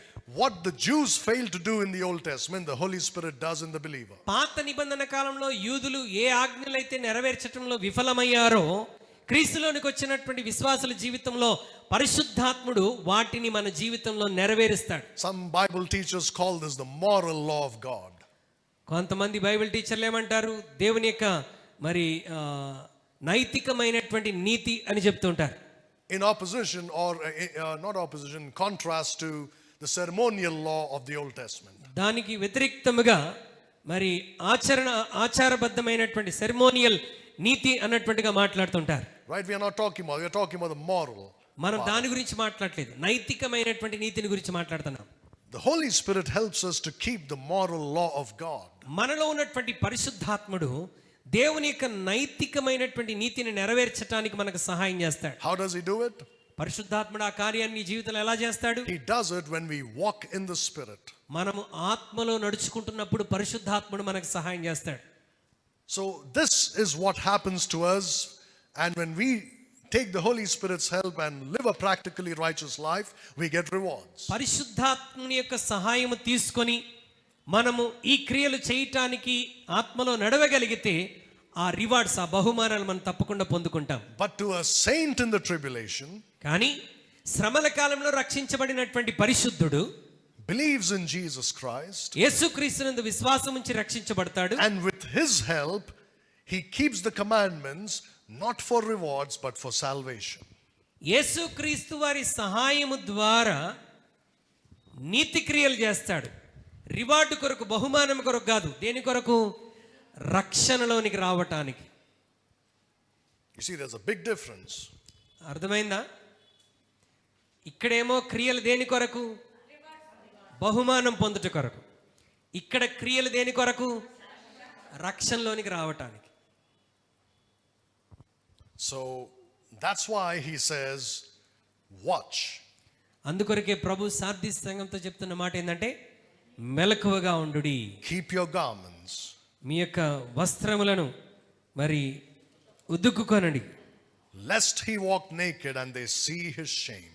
మరి వారు దిగంబరులుగా నడవటం మరి అందరూ చూస్తారు కనుక మెలకువగా ఉండాలని చెప్తున్నాడు. Now you see, the glorified body that we have is very different from what they will have who enter the 1,000-year reign of Christ. యేసుక్రీస్తు యొక్క 1000 ఏళ్ల పరిపాలనలోనికి వచ్చినప్పుడు మరి క్రీస్తు శరీరంలో ఉన్నటువంటి విశ్వాసులమైన మనకున్నటువంటి మహిమ దేహానికి, వారు కలిగినటువంటి మహిమ దేహానికి వ్యత్యాసం ఉంటుంది. Right? Ours is just like Jesus Christ's body. మన యొక్క దేహము ఎగ్జాక్ట్గా యేసుక్రీస్తు యొక్క మహిమ దేహం ఎలా ఉంటుందో మనం అలాగే ఉంటాం.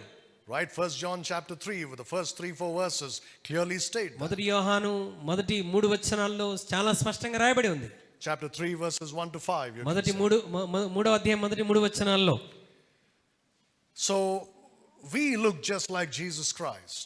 మనం ఎగ్జాక్ట్గా క్రీస్తు ఎలా ఉంటాడో అలాగూ మనం కనబడతాం. Women, I don't know what you are thinking. మరి స్త్రీలు ఏమైనా ఆలోచిస్తున్నారో నాకు తెలియదు కానీ, But if I tell you what I think, you may beat me, so I won't tell you that. మరి నేనేం ఆలోచిస్తున్నానో అది మీకు చెప్తే స్త్రీలందరూ నన్ను కొడతారేమో, కాబట్టి నేను చెప్పట్లేదు. But we will look like Jesus Christ. మీరందరూ ఎలా ఉంటారు? అచ్చు యేసయ్యలాగే ఉంటారు. But the people who enter the millennial kingdom అయితే ప్రజలు ఎవరైతే 1000 ఏళ్ల పరిపాలనలో ప్రవేశిస్తారో have human bodies, but these are not the bodies that we have today. అక్కడ కూడా దేహములు కలిగి ఉంటారు కానీ అక్కడ ఉన్నటువంటి దేహాలు ఈరోజు మనం కలిగి ఉన్నటువంటి దేహం వంటి దేహములు కాదు. Their bodies will be exactly like those of the patriarchs who lived before the flood and after sin, of course. మరి ఆదాము పాపము తర్వాత జలప్రళయానికి ముందు మరి పితరులు ఏ విధమైనటువంటి దేహములు కలిగి ఉన్నారో ఎగ్జాక్ట్గా అలాంటి దేహములే వారు కలిగి ఉంటారు. What's the difference between their bodies and our bodies today? జలప్రళయానికి ముందు ఉన్నటువంటి దేహములకి ఇప్పుడు మన శరీరాలకు ఉన్న వ్యత్యాసం ఏంటి చెప్పండి? జలప్రళయానికి ముందు వస్త్రాలు వేసుకోలేదా? నేను ఆదాం పాపానికి ముందు అనట్లేదు. జలప్రళయానికి ముందు ఉన్నటువంటి వారు, జలప్రళయం తర్వాత ఉన్న మనకి వ్యత్యాసం ఏంటి? What does it say in the genealogy?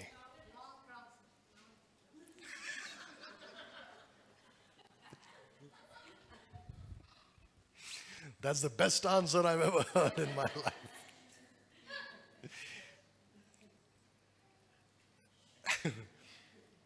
They had long lives, not long frocks.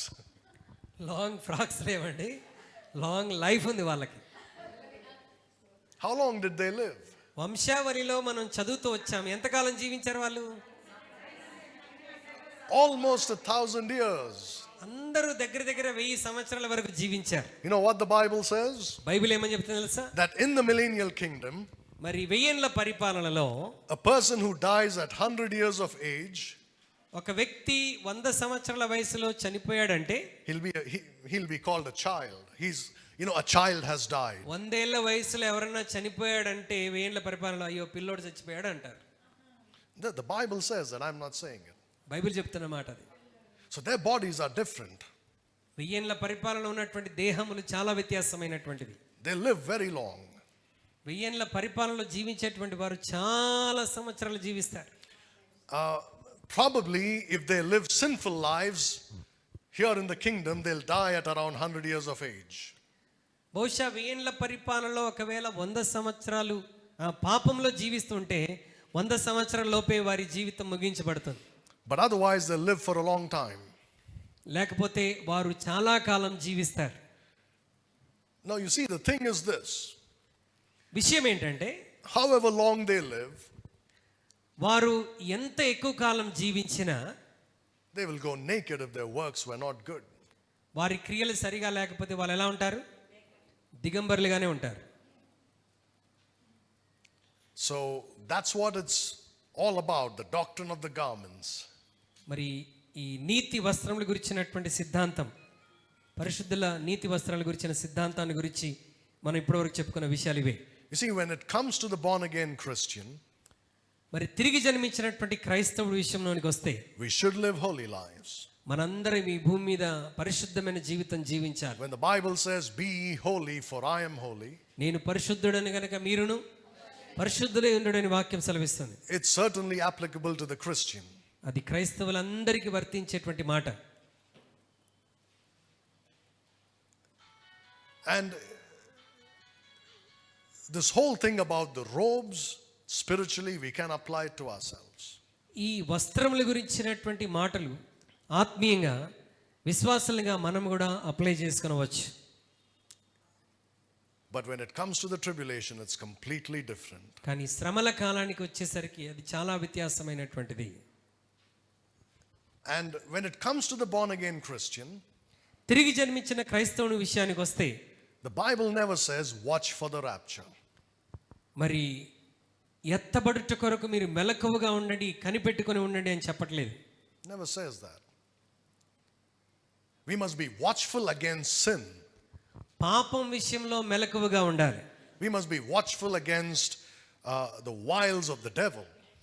మరి అపవాది తీసుకుని వస్తున్నటువంటి క్రూరమైన కార్యముల గురించి మనం మెలకువగా ఉండాలి. We must watch and pray, మనం మెలకువగా ఉండి ప్రార్థించాలని చెప్పాడు. lest we enter into temptation. It applies to us. మనం శోధనలో ప్రవేశించకుండా మెలకువగా ఉండి ప్రార్థించాలనేది విశ్వాసి గురించి చెప్పబడిన మాట. But nowhere does it say, "Watch for the rapture." ఎత్తబడటాన్ని గురించి మెలకువగా ఉండండి అని విశ్వాసి గురించి ఎక్కడా చెప్పబడలేదు. Paul says, "I don't have any need to write to you about the times and seasons." 1 Thessalonians 5:1. మొదటి దశలోనిక 5వ అధ్యాయం మొదటి వచనంలో మరి ఆ కాలముల సమయాల గురించి మీకు రాయవలసినటువంటి అవసరం నాకు లేదని పౌలు చెప్తున్నాడు. Because you know it. ఎందుకంటే మీకు తెలుసు వాటి గురించి.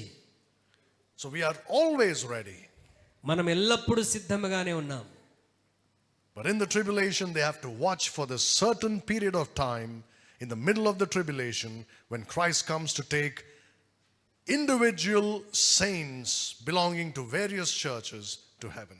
శ్రమల కాలంలో మాత్రం వారు ఆ శ్రమల కాలంలో వారి క్రియలను జాగ్రత్తగా కాపాడుకుంటూ ఎదురు చూడాలి. శ్రమల కాలం మధ్యలో మరి ఒక్కొక్క సంఘములో నుండి ప్రభు వ్యక్తిగతంగా కొంతమందిని ఆయన తనతో పాటు తీసుకుని వెళ్తాడు. ఆయన అంటే ఎంపిక చేసుకొని తనతో పాటు తీసుకుని వెళ్తాడు. మనకులాగా అందరినీ తీసుకుని వెళ్ళిపోడు. That's right. So that's the difference. క్రైస్తవునికి శ్రమల కాలంలో రక్షించబడడానికి వ్యత్యాసం అదే. We'll read verse 4 and close of Revelation chapter 3. ప్రకటన గ్రంథం 3వ అధ్యాయం 4వ వచనాన్ని చదివి మనం ముగించుకుందాం. అయితే తమ వస్త్రములను అపవిత్రపరచుకొనని కొందరు సార్దీస్లోని యొద్ద ఉన్నారు. వారు అర్హులు గనుక తెల్లని వస్త్రములు ధరించుకొని నాతో కూడా సంచరించెదరు. Again, this has a spiritual application and a doctrinal application. ఇక్కడ కూడా సిద్ధాంతపరమైన అన్వయింపు, అదేవిధంగా మరి ఆత్మ సంబంధమైన అన్వయింపు కూడా ఉన్నది. Remember, I have said there is a spiritual application to the Sardis church age in history. మరి సంఘ చరిత్రలో ఉన్నటువంటి సంఘానికి సార్దిస్లో ఉన్న విషయాన్ని ఆత్మీయంగా మనం అన్వయించుకోవచ్చు. Right, there is a Sardis in the future. శ్రమల కాలంలో కూడా ఒక సార్దీస్ సంఘం రాబోతున్నది. But from 1000 AD, సార్దీస్ సంఘం యొక్క కాలం ఏంటి? సంఘ కాలంలో అంటే క్రీస్తు శకం 1000 నుండి 1500 వరకు. here also there were some whose garments were not soiled. మరి ఇక్కడ కూడా తమ వస్త్రములు అపవిత్రపరచుకొనని కొందరు పరిశుద్ధులు ఉన్నారు. And they shall walk with me in white. వారు మరి తెల్లని వస్త్రములు ధరించుకొని నాతో కూడా సంచరించెదరు. They have not defiled themselves. Who are these men or women or whoever they are? మరి వీరు స్త్రీ పురుషులు వారు ఎవరైనా సరే, The Lord willing, we will talk about next week. ప్రభు చిత్తమైతే వారిని గురించి నెక్స్ట్ వీక్ లో మనం మాట్లాడుకుందాం. Again, I can give you names of the Sardis church age saints. Sardis సంఘ కాలంలో అంటే క్రీస్తకం 1000 నుండి 1500 సంవత్సరాల కాలం ఉన్న పరిశుద్ధుల పేర్లు కూడా నేను చెప్పవచ్చు. But we do not know who they are in the tribulation. అయితే శ్రమల కాలంలో ఆ పరిశుద్ధులు ఎవరో మనకు తెలియదు. ఇక్కడ ఆ పరిశుద్ధులు ఎవరో మనం తెలుసుకొనవచ్చు, కానీ శ్రమల కాలంలో ఆ పరిశుద్ధుల పేర్లు మనకు తెలియదు. And when I talk to you about a few of these people from the Sardis church age, మరి 1000 నుండి 1500 క్రీస్తు శకం కాలంలో ఉన్నటువంటి సార్దీస్ సంఘ కాలంలో ఉన్నటువంటి పరిశుద్ధుల గురించి నేను మీతో మాట్లాడుతున్నప్పుడు I am certain that you will be greatly encouraged by learning about their lives. వారిని గురించి మనం నెక్స్ట్ బైబిల్ స్టడీలో నేర్చుకుంటున్నప్పుడు నిశ్చయముగా మీరందరూ వారి జీవితాలను బట్టి ప్రోత్సహించబడతారని నమ్ముతున్నాను. Let us pray. ప్రార్థన చేద్దాం.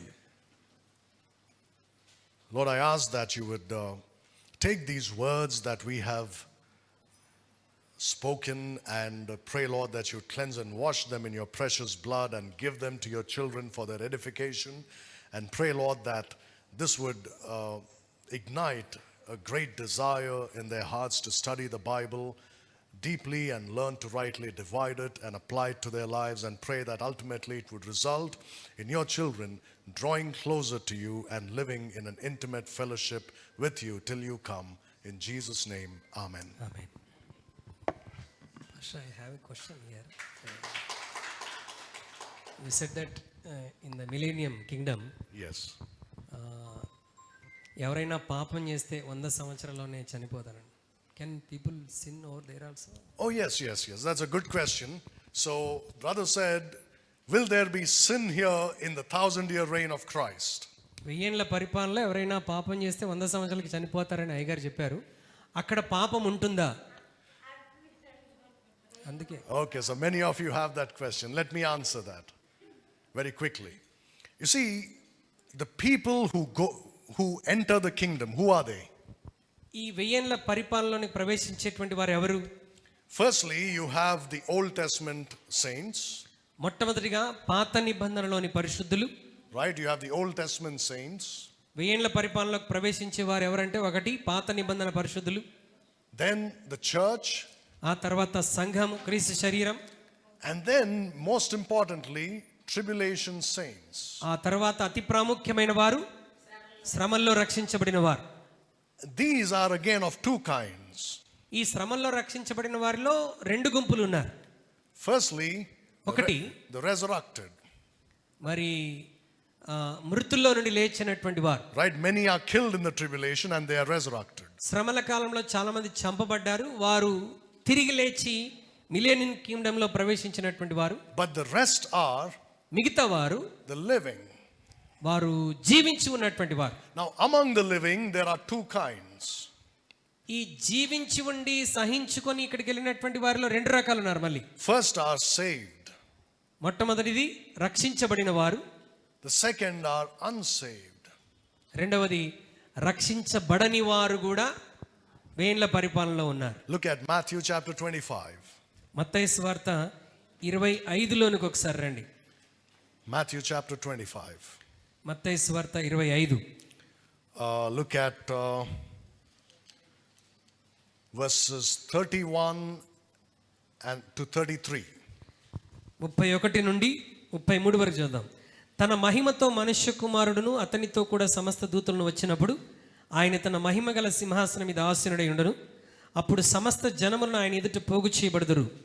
గొల్లవాడు మేకల్లో నుండి గొర్రెలను వేరుపరచున్నట్లు ఆయన వారిని వేరుపరిచి తన కుడివైపున గొర్రెలను ఎడమవైపున మేకలను నిలబెట్టును. అప్పుడు రాజు తన కుడివైపున ఉన్న వారిని చూసి, నా తండ్రి చేత ఆశీర్వదించబడిన వారులారా రండి, లోకం పుట్టినది మొదలుకొని మీ కొరకు సిద్ధపరిచిన రాజ్యమును స్వతంత్రించుకొనుడి. Okay, that's all? 34. Okay, can you read that too? నేను 35 ఐఎమ్ రీడింగ్. నేను ఆకలి గొంటిని మీరు నాకు భోజనం పెట్టి. Okay. So we know what happens here. ఇక్కడ ఏం జరిగిందో మనకు తెలుసు. This is called the judgment of nations. మరి జాతులకు దేవుడిచ్చినటువంటి తీర్పు. You can say, countries. మరి రాజ్యములకు దేశములకు దేవుడిచ్చినటువంటి తీర్పు. Right? And before him shall be gathered all nations. ఆయన ఎదుట అన్ని జనములు ఆయన ఎదుట పోగు చేయబడును. And he will separate them into two groups. వారిని రెండు గుంపులుగా వేరు చేస్తున్నాడు. Who are these people? ఎవరు ఈ ప్రజలందరూ కూడా? These are all those who survived the great tribulation. వీరందరూ ఎవరు అంటే ఈ మహాశ్రమలను సహించుకొని వచ్చినటువంటి వారు. They have survived. వారు సహించుకొని దాటుకొని వచ్చారు. So there are two groups there. One is the sheep and the other are the goats. ఇక్కడ రెండు గుంపులు ఉన్నాయి, మనం చూసాం, గొర్రెలు మేకలు. What does the Lord say? ప్రభు ఏమని చెప్పాడు? I was hungry and you gave me water. నేను ఆకలిగా ఉన్నప్పుడు మీరు నాకు ఆహారం పెట్టారు. I was thirsty, I was hungry, you gave me food. I was thirsty, you gave me water. ఆకలిగా ఉన్నప్పుడు ఆహారం పెట్టారు, దాహంగా ఉన్నప్పుడు నీళ్ళు ఇచ్చారు. I was naked and you clothed me. వస్త్రహీనుడిగా ఉన్నప్పుడు వస్త్రాలు ఇచ్చారు. I was sick and you visited me. నేను రోగిని ఉన్నప్పుడు మీరు నన్ను దర్శించారు. I was in prison and you visited నేను me. చెరలో ఉన్నప్పుడు మీరు నన్ను దర్శించారు. And they say, when did we do all this, Lord? వాళ్ళు అన్నారు, అయ్యా మేము ఎప్పుడు ఇవన్నీ చేశాం? If you have done it to one of the least of these my servants, you have done it to me. నా దాసులైన అల్పుల్లో ఒకడికి మీరు ఇలా చేస్తే నాకు చేసినట్టే అని చెప్పాడు. And then he says to the goats, ఆ తర్వాత మేకలకు ఏమని చెప్పాడంటే, you've not done all these things for మీరు me. ఇవన్నీ నా కొరకు చేయలేదని They చెప్పాడు. say, when did we see you and not do all అయ్యా these నువ్వు things? వస్త్రహీనుడిగా ఎప్పుడున్నావు మేము నీకు వస్త్రాలు ఇవ్వటానికి అని అడిగారు. And he says, if you have not done it to them, you have not done it to me. అల్పుల్లో ఒకడికి మీరు ఇలా చేయలేదు కనుక నాకు చేయలేదని చెప్పాడు. Who are these least ones he's ఈ talking about? అల్పులు ఎవరు? ప్రభువు చెప్తున్న అల్పులు ఎవరు? Jews in the tribulation. శ్రమల కాలంలో ఉన్నటువంటి యూదులు. They are being persecuted by the Antichrist in this period. వారు మహాశ్రమల కాలంలో క్రీస్తు విరోధి ద్వారా భయంకరమైన శ్రమల గుండా వెళ్ళినప్పుడు You read about it in Revelation 12. The great red dragon himself persecutes them. మరి ఆ క్రూర మృగము తానే వారందరిని హింసిస్తున్నట్లుగా మనం 12వ అధ్యాయం ప్రకటన గ్రంథంలో చూస్తాం. Right? The great red dragon is the devil himself. మరి గొప్ప ఎర్రని క్రూర మృగం. So when this is happening, just like it happened under the Nazi rule, right, in World War II during the Holocaust of the Jews. మరి రెండవ ప్రపంచ యుద్ధంలో నాట్సీ రూల్లో జరిగినటువంటి సంఘటన అది. No, not this, but just like it happened then. అలా జరిగినట్టుగానే What happened in the Holocaust was the Nazis were killing Jews in concentration camps left and right. మరి concentration క్యాంపులో అనేక మంది యూదులను నిర్దాక్షిణ్యంగా వారు చంపివేశారు. Men, women and children. పురుషులు, స్త్రీలు, పిల్లలు అందరూ చంపబడ్డారు. But some people కొంతమంది took some of these Jews and hid them from the Nazis. కొంతమంది ఈ నార్సిస్ నుండి ఈ తప్పించడానికి కొంతమంది యూదులను దాచిపెట్టారు వారికి చిక్కకుండా. So that's how it will be once again in the tribulation. శ్రమల కాలంలో మరొకసారి అలా జరగబోతున్నది. They will help the Jews, some of these people. కొంతమంది యూదులకు సహకరిస్తారు తప్పించుకోవడానికి. Not because they believe in Jesus Christ, they're just good people sometimes. వారు యేసుక్రీస్తునందు విశ్వాసం ఉంచి మేలు చేయాలి కదా అని యూదులకు మేలు చేసిన వారు కాదు, వాళ్ళ మంచితనంతో వాళ్ళకి మేలు చేసినటువంటి వారు. So the Lord says, because you've done this, మీరు ఇలా చేశారు కాబట్టి enter my kingdom. నా రాజ్యంలోనికి ప్రవేశించుడి. So they are not saved, you see.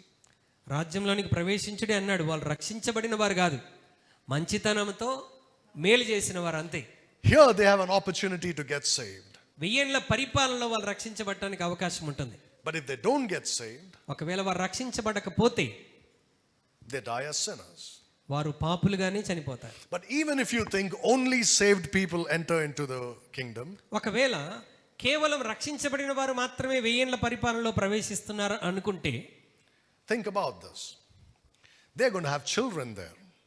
వారికి అక్కడ పిల్లలు ఉండరు. No, they will have. వారికి అక్కడ పిల్లలు ఉంటారు.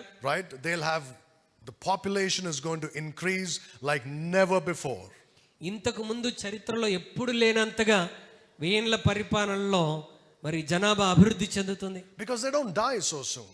ఎందుకంటే వారు త్వరగా చనిపోరు కాబట్టి. Right? If you look at the book of Genesis, మరి ఆదికాండాన్ని మనం చదివితే in chapters 4 and 5, 4-5 అధ్యాయాల్లో the average age at which they started having children was when they were 135 years old. సగటు వారి వయస్సు 135 సంవత్సరాల తర్వాత కూడా వారు కుమారులను కుమార్తెలను కంటూ వస్తారు. That's when they started having. ఆ విధంగా వాళ్ళు అంటే ఆ 135 ఏళ్ల వయసులో నుండి పిల్లల్ని కనటం మొదలు పెట్టారు అనుకోండి. When Noah was 500 years old, it says he had children. ఆయన నోవాహు 500 సంవత్సరాలు దాటిన తర్వాత కూడా పిల్లల్ని కన్నాడు. ఈ లెక్కన ఎంతమంది జనాభా ఉంటారో ఒకసారి ఆలోచించండి. That's exactly how it's going to be in the millennial reign. Millennium పరిపాలనలో ఎగ్జాక్ట్ గా అలాగ ఉండబోతున్నది. Not everybody who are born there will be saved. అక్కడ పుట్టిన ప్రతి ఒక్కరూ రక్షించబడతారని గ్యారెంటీ లేదు. There will be many unsaved. రక్షింపబడని వారు అనేకులు ఉంటారు. That's why you read of this in Revelation chapter 20. అందుకొరకే ప్రకటన 20లో మనం ఈ విషయాన్ని మనం చదువుతాం. Right? Revelation 20 is talking about the 1,000-year reign of Christ. ప్రకటన 20వ అధ్యాయము క్రీస్తు 1000 ఏండ్ల పరిపాలన గురించి మాట్లాడుతుంది. 7 times you read the word 1,000 years in Revelation 20. 7 సార్లు ప్రకటన 20వ అధ్యాయంలో 7 సార్లు 1000 ఏండ్లు అన్నటువంటి మాటను మనం వింటాం. Now look at this. Revelation chapter 20, and let's begin at verse 7 and keep reading. 7వ వచనం నుండి మనం చదువుదాం.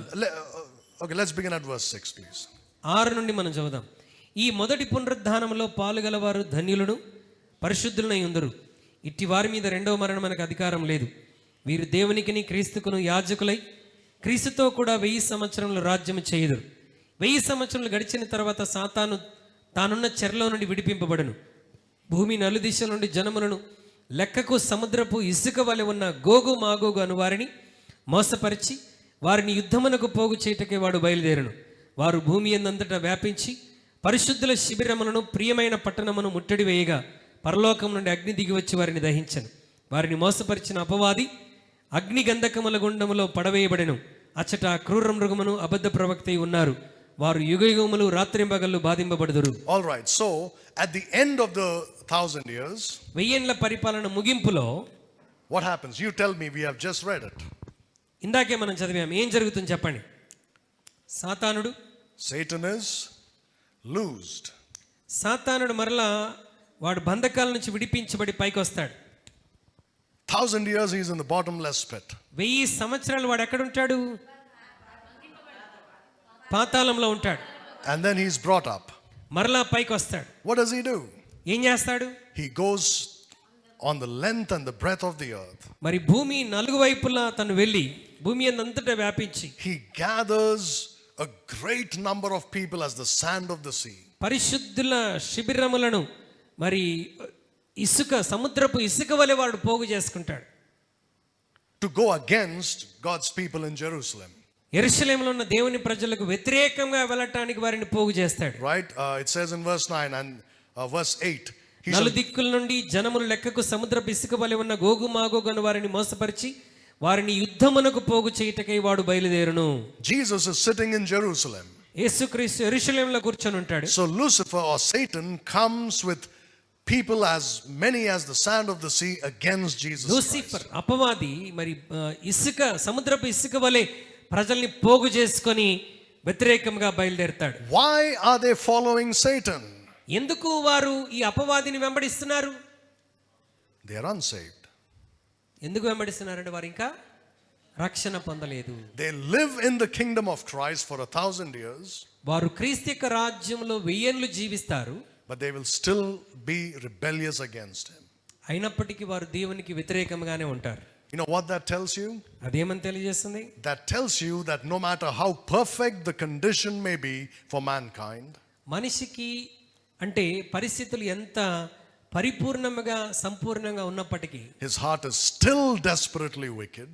అతని హృదయం ఎప్పటికీ ఇంకా మోసకరమైనదిగానే ఉంటుంది, చెడ్డదిగానే ఉంటుంది. And still in rebellion against God. దేవునికి ఇంకా వ్యతిరేక్తమైన ఆలోచనే కలిగి ఉంటుంది. So even in the perfect kingdom of Christ, there will be those who are sinners and who die as sinners. క్రీస్తు పరిపూర్ణమైనటువంటి రాజ్యంలో కూడా పాపులు ఉన్నారు. వారు పాపం చేస్తారు, చనిపోతారు. And those who are alive at the end will be burned by God. ఇంకా పాపములోనే అలాగే జీవించి ముగింపు వరకు ఉన్నటువంటి వారు అగ్నితో కాల్చబడతారు. Because they go against the kingdom of Christ along with Satan. వారు క్రీస్తు రాజ్యానికి వ్యతిరేకంగా అపవాదితో కూడా కలిసి వెళ్తున్నారు కాబట్టి. Fire comes down from God out of heaven and devours them. పరలోకం నుండి అగ్ని దిగి వచ్చి వారిని ఏం చేస్తుంది? కాల్చివేస్తుంది. So I hope that answers your question. There are many who go into the kingdom in their natural condition. మరి సాధారణ స్థితిలోనే వారు వేయిండ్ల పరిపాలనలో ప్రవేశించేటువంటి వారు కూడా They're given a chance to get saved there. If they get saved, very well. రక్షింపబడటానికి వారికి అక్కడ కూడా అవకాశం ఇవ్వబడుతుంది. రక్షించబడితే చాలా సంతోషం. If they don't, they die probably at 100 years. ఒకవేళ వారు రక్షించబడకపోతే 100 ఏళ్ల వయసు వచ్చేసరికి వాళ్ళు ఒకవేళ చనిపోవచ్చు. And probably they'll have children like that and again and again. So even if they live only 100 years, by the end of the tribulation, there are enough unsaved people to follow Satan. మరి ఇంకా అలా జరుగుతున్నప్పుడు ఇంకా ఎక్కువ మంది పిల్లల్ని కని ఉంటారు గనుక మరి అపవాదిని వెంబడించడానికి సముద్రపు ఇసుక వలె అనేకులు అసంఖ్యాకులు ఉంటారు. So are sinners there in the millennial kingdom? వెయ్యేండ్ల పరిపాలనలో పాపులు ఉంటారా? Yes, as the sand of the sea. సముద్రపు ఇసుక వలె ఉంటారు. I hope that answers the question. Thank you pastor గారు.